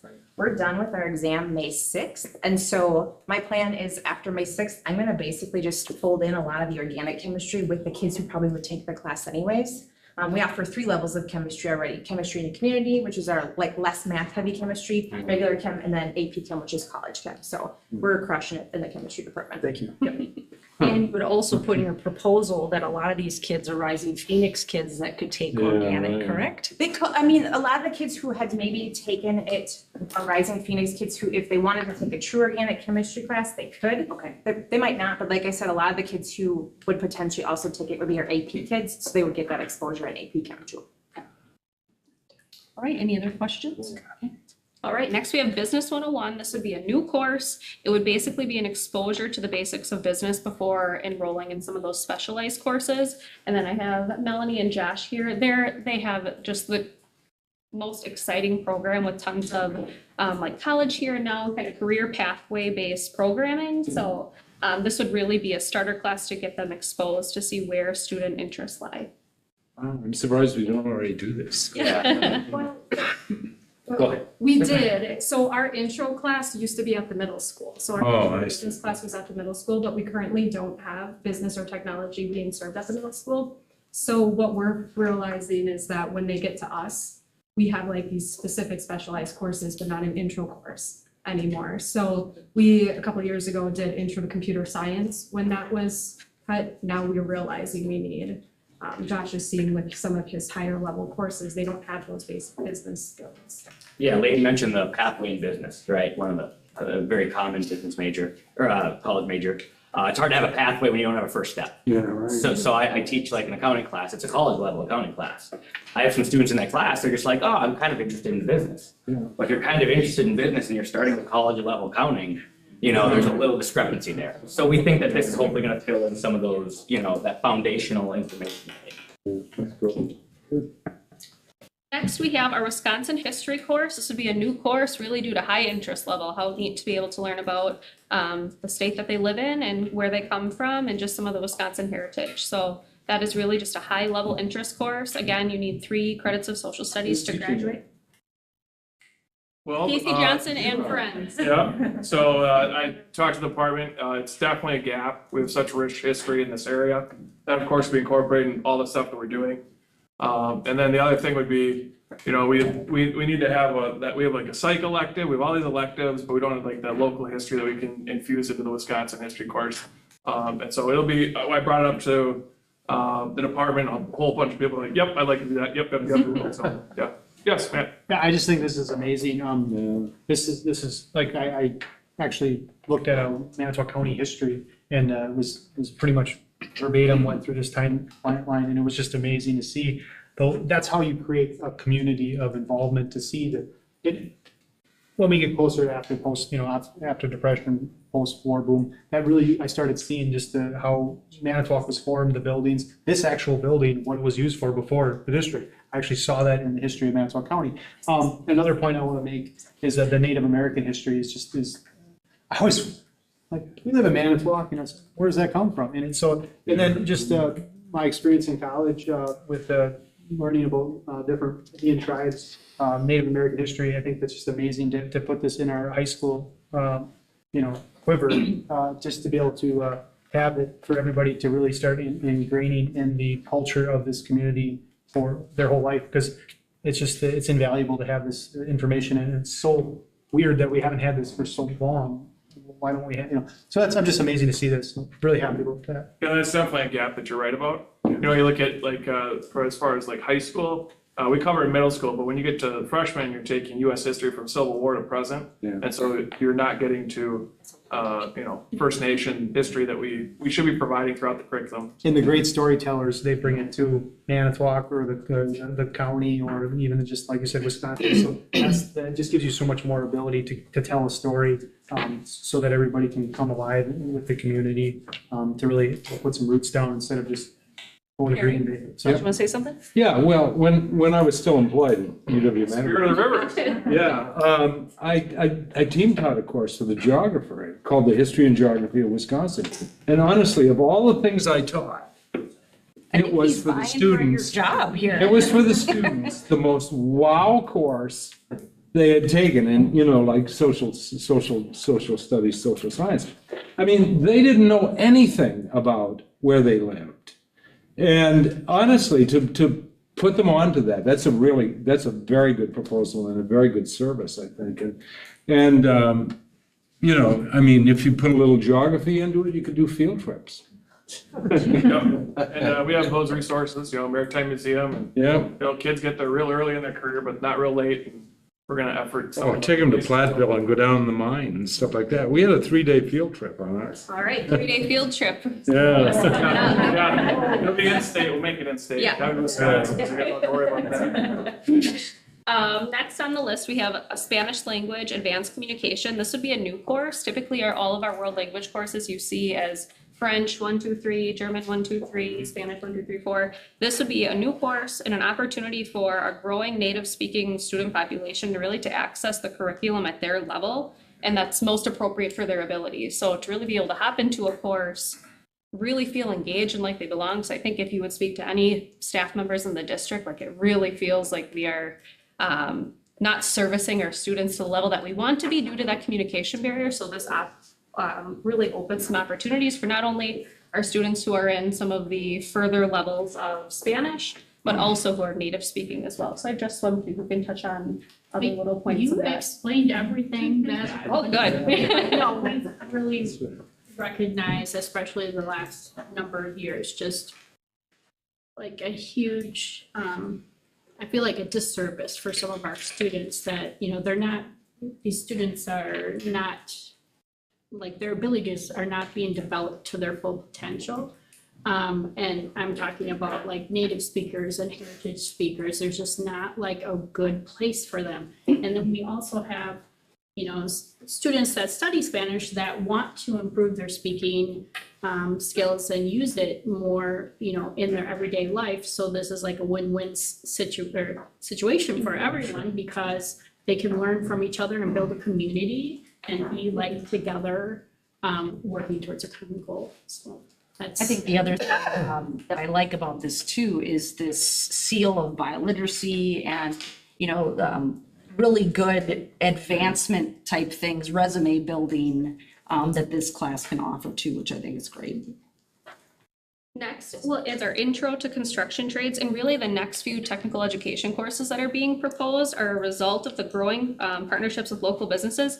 Many of them are here tonight, who are sitting through a long meeting because they know the importance of aligning, not only from our middle school. We heard from Chris talking about like getting kids excited about meeting the needs of our community in the future and in those trade careers. So that partnership really enhances the programming that we're going to offer, and so that we're able to prepare students for what's next. So really, we've had some intro to construction trades courses in the past. It's really just kind of reconstructing the framework to align with what the workforce needs. So we've been meeting with Steve Hammond and Mike Howe in regards to what they want their future employees to have coming onto the job site. So that's been really awesome. So we have this intro to construction trades 3. We have an adjustment to our other construction and building trades 2. So again, kind of that aligned coursework. And then we'll go into some more adjusted ones coming up. But if Kyle and Dan, any questions on those, I'll direct. Mr. Wagner, I want to say real quickly, thank you very much for taking the reins on this. This is to everybody as well.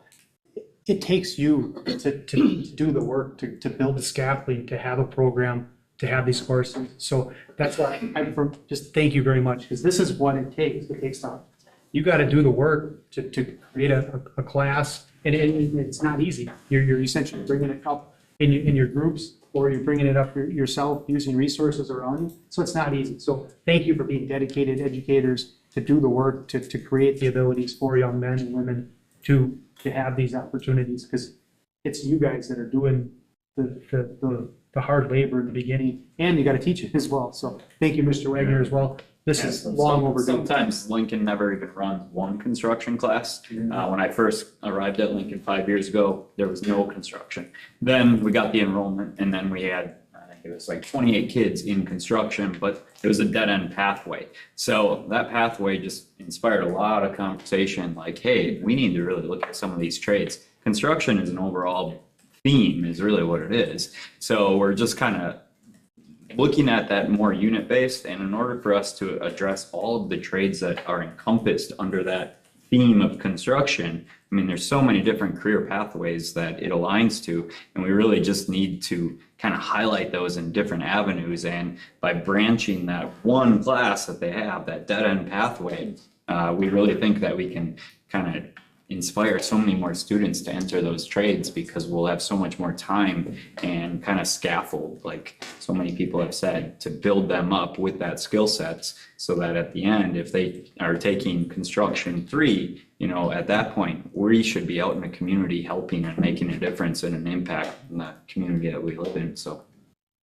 And even before the true post high school workforce, we have so many kids in youth apprenticeship, and that number is growing so rapidly that we want to make sure that these kids are exposed to these skills sooner than later, so that they can be super useful to our community members and really have a positive experience out in the workforce while they're still in high school. Okay, we have a few adjusted courses. The first one is metal fabrication. Course already exists. We're just changing this to a year-long course instead of a semester course. So we're taking some of the curriculum from welding into the metal fabrication course to make that year-long course. So that is. On that one, we find that we have so much startup time, whether you're just beginning safety. If a student takes welding, they often take metal fabrication at the same time. And the two, you can't really do one without the other. So it just makes sense to make it a year-long course, and it'll cut down the time of, you know, in terms of like the startup time and then the end of the year cleanup kind of time. And we're just going to have like a much more seamless timeline that we can work with in order to get a lot more content kind of taught within that year-long course, as opposed to having 2 small separate courses. And you can kind of see the benefit of that naturally, that you're just going to gain so much more time if you can build on those skills throughout the year, as opposed to having 2 separate courses that you don't really know if they've taken one or the other. Intro to engineering is in a very similar situation. The course already exists, just changing this to a year-long course instead of a semester. So we're taking some of the skills from our CAD fundamentals and the automation or robotics, which are 2 courses that you see we're asking to be removed. So we're taking that curriculum, embedding it into this intro to engineering course to make it a year-long course. And Mr. Kleinhaus teaches that. So kind of the next chunk here is all kind of in the same boat. Is as a department, kind of in our engineering and manufacturing pathways, we were kind of, I like kind of Kyle's phrase of a dead end pathway. We had a lot of dead end pathways where it was kind of scattershot. It's like we had a CNC technologies class, an automation and robotics class, a CAD fundamentals class, and all of these pathways were kind of just like one-offs. So all of those are super important, and the problem was with them being one-offs, either you couldn't continue to pursue it, or on occasion they weren't seeing, because they were a one-off, weren't necessarily seeing the enrollment to run. So the goal is all these things like we view as super important to like with our industry partners and like having in our classroom. So the goal here isn't to remove any of these things from the classroom, it's to bring them into all of our engineering and manufacturing classes. So it's just a little bit of realignment to give us a little bit more of, I guess, more precise pathways for our students to take in engineering and manufacturing.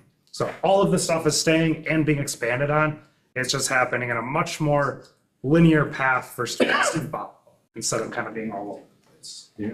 Are you gonna do it like quarterly, or how are you gonna try to absorb that into intro to engineering? So, and that's part of the reason that will be going from, and that has in the past been a year-long course. We made some transitions several years ago and kind of just, you know, experiencing that it's going to be better to transition back to that year-long class. And that's how we'll start to absorb some of those things in. And it won't just be in that class. There'll be some minor changes to the curriculum throughout our engineering and manufacturing pathways that will incorporate a lot of the things, for all of the things and more from the classes that we're asking to be removed. Okay. So.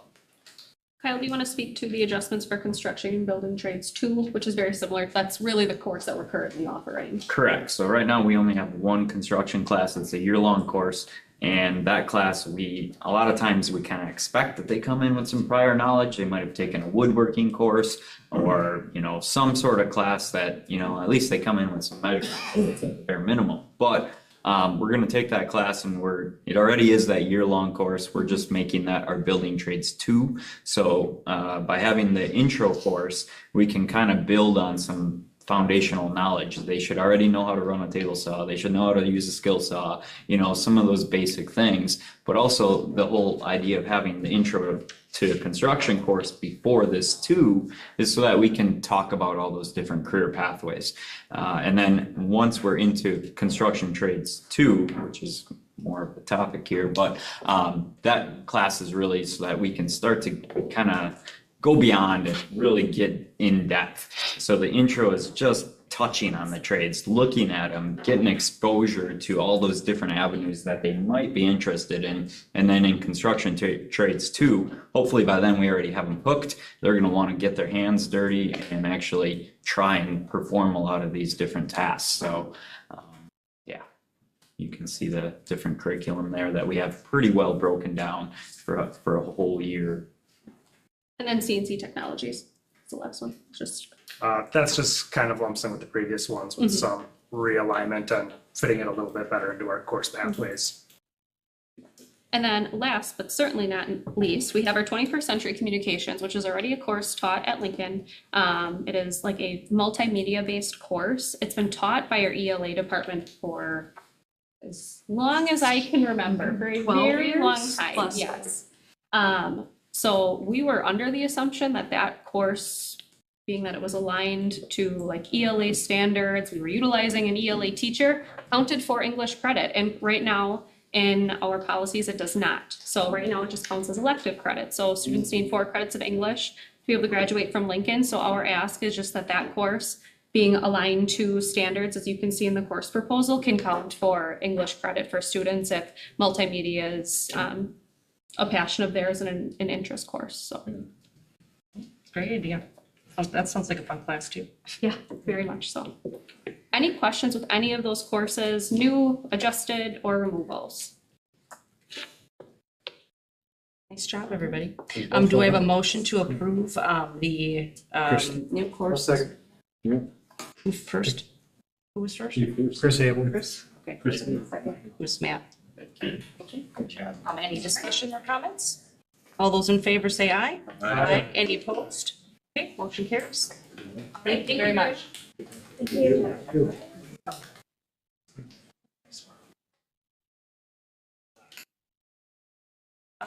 Mike, you're up with our stipends.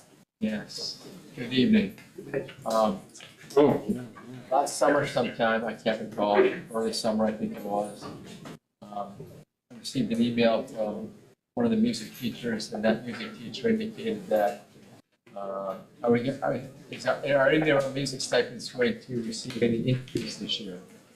And so I talked to her about it, and I said, I don't know. I said, she responded with something like, we haven't had an increase in our music stipends in, I don't know, a decade or so. So I said, okay, thank you for that information. That's interesting. And then, I don't know, 2 weeks, 3 weeks later, I got an email from I don't know if it was art or department chair, it was another one of the stipends, non-athletic. Said, hey, Mike, are we gonna get an increase in our stipend this year? I said, well, I don't know. And that person said, no, we haven't had an increase in our stipends for, I can't even remember how long. So I thought, okay, now it's time to start to do an investigation, spend a little time into it. And as you can see with my memo, the technology ambassador, for example, where those positions were created in 2015 and haven't had an increase since. And so I thought, well, I tapped into Angela. Angela was like, I don't know. So I tapped into Ken Mishler, our previous business person. He said, well, it's been so long, I can't remember how long. At that point in time, I thought, okay, let's do some work on this. Let's identify all of these positions, which I provided you with a list of on paper there tonight. And basically, I would be proposing that we increase them by 4.5%, like we did the athletic stipends. And I would also propose that going forward, that if we do 4.5% for our athletic stipends, we probably should, or whatever stipend whatever increase is determined for the athletic stipends, identical increase for our non-athletic stipends, that type of thing going forward. But what I wanted to do is point out though, on this document, on the second to the last page, just on the second to last page, the solution coordinator position is listed on here at $47.50 as a stipend. The stipend's $2,700, so it's just a little error there. Like that. And that's, the reason that has zeros by those positions is because those are newly created positions, so they're not gonna get an increase this year. And just so you know that they're newly created, but it was Robin Paul, because we took the general education behavioral support stipends and converted those 12 stipends into these stipends. So, you know, it was, they're not new stipends, new positions, so to speak. But, you know, so with that. So, you know, what I'm proposing is that we give them a 4.5% increase. Total cost is like, you can see on this document here, total cost is like about $14,000. Of course, I've consulted with Angela on that matter, so, you know, so. Yeah, any questions? Do we vote on this? Do we vote on this? Well, yeah, Angela wanted to say one thing here. And usually we would just automatically apply the CPI to the athletic stipends. That just kind of, since my time in the district, that just would automatically kind of happen. But what we can do when we bring all of the positions, you know, they're all coded specifically. And so we can say, this is gonna cost this much for the athletic, this much for the general stipends, these for teachers, you know, for all the different employment groups. So we're able to do that. So that we have a one-stop shop rather than coming back for each one of these, right? Correct, yes. Was this budgeted, I assume? Yes. All right, do we have a motion at all to do the non-athletic stipends as recommended? Yeah, increased by 4.5. Okay. I'll make the motion. Yeah, second. Second by Biff. Okay. All those in favor say aye. Aye. Any opposed? Okay, thank you. And then the next one also is our, the robotics report. And Mike, did you want to talk a little bit about that one? Yes. Recommendation. It was late last spring. Stan Diedrich, our director of athletics and activities at the high school, mentioned to me that, you know, we have a very thriving robotics program here in Manitowoc. And he indicated that at the present time, they weren't receiving any stipend or anything like that. So based on that, I tried to get some information, and to be very frank with you, things got awful busy, and I didn't get back to it until about a month ago. And as you can see in here, I emailed about 14 different school districts that had robotics programs, seeking how many positions do you have, what's the amount of stipend that you give these individuals, those types of things. And I got responses from 1, 2, 3, 4, 5, 6, let's say 7, 8 different districts. I gave you that information, and I also spoke with, we have one of the coaches right here is Dan in the room. I spoke with Dan and Eric, our two coaches right now, and they proposed that, you know, we didn't have had an assistant, and we'd have 2 co-coaches. They gave me some information relative to when the season starts, so to speak, and what that looks like, January, February, March, what it looks like March and April, May, some of those types of things, you know, with a regional competition, and if you really do well, you could end up going to a national competition, about how many hours they put in per season, so to speak. And at the end of the day, I basically took the amount of the stipends, divided it by 11 positions, came out to about $2,100 per stipend.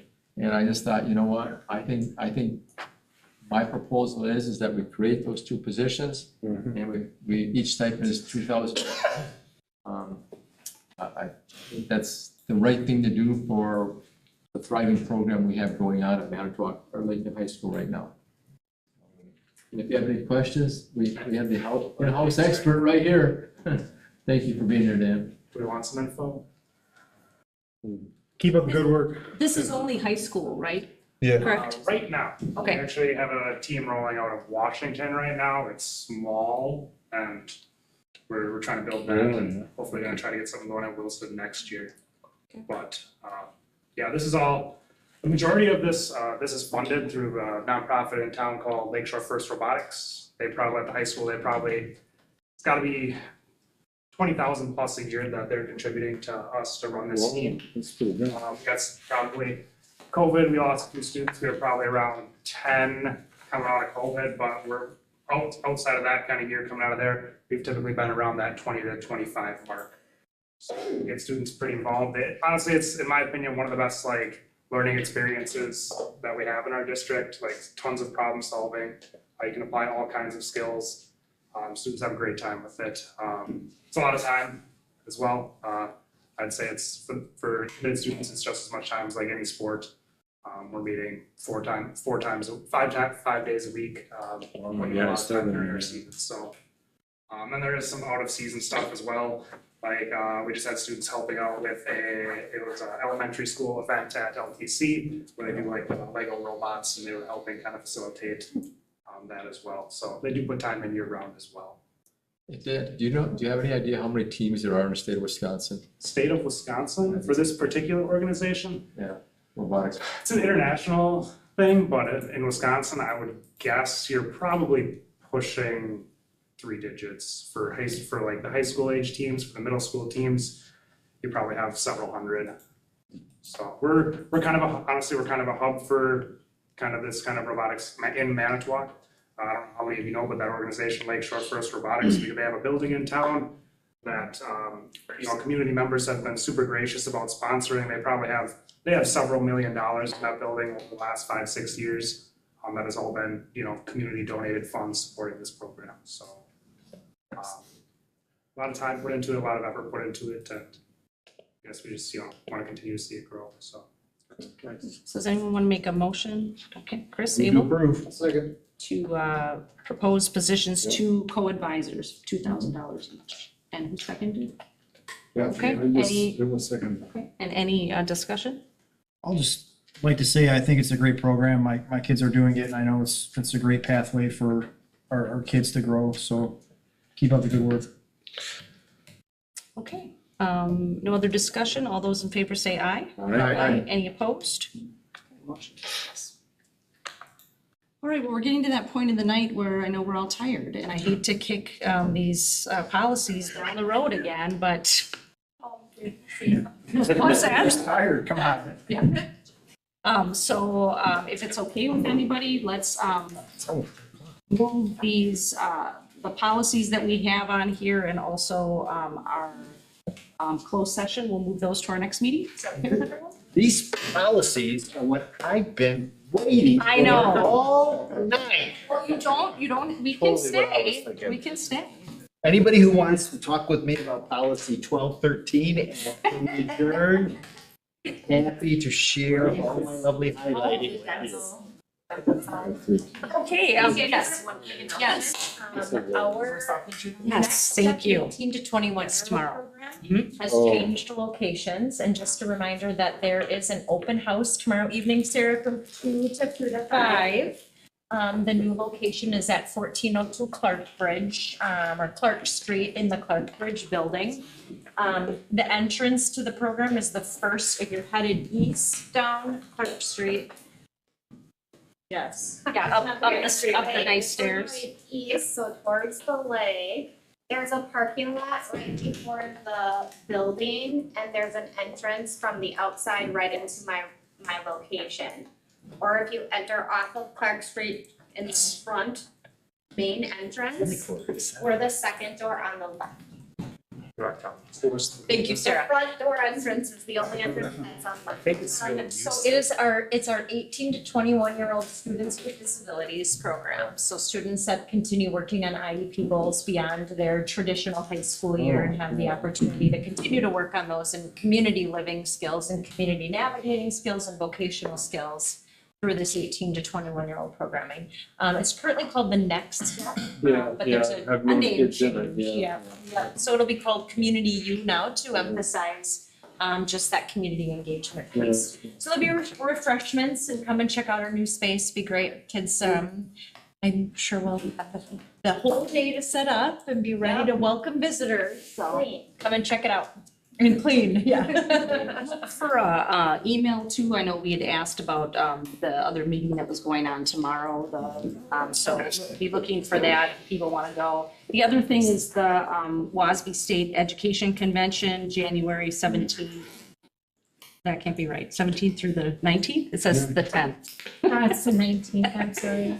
So if anybody wants to go to that, please let Lori know so she could register you and get a hotel. Future meeting dates, we'll meet in 2 weeks. Can anybody clarify for me? I could have sworn in our last meeting, we spoke about not having the second meeting in November and December. Is that not what we all agreed on? December and March. Oh, December and March. Oh, all right. All right. But you can have the next one. So You can have the next one off, bud. It's my birthday. I don't want to be here. We'll look for a motion to adjourn. Bring you a cake. So moved. Second. Bye. Oh, this Joy. is adjourned? Okay. Yes, motion to adjourn. Thank God. All those in favor, say aye. Aye. Any opposed? Okay. All right. Not opposed. Are you serious? Like, last hour.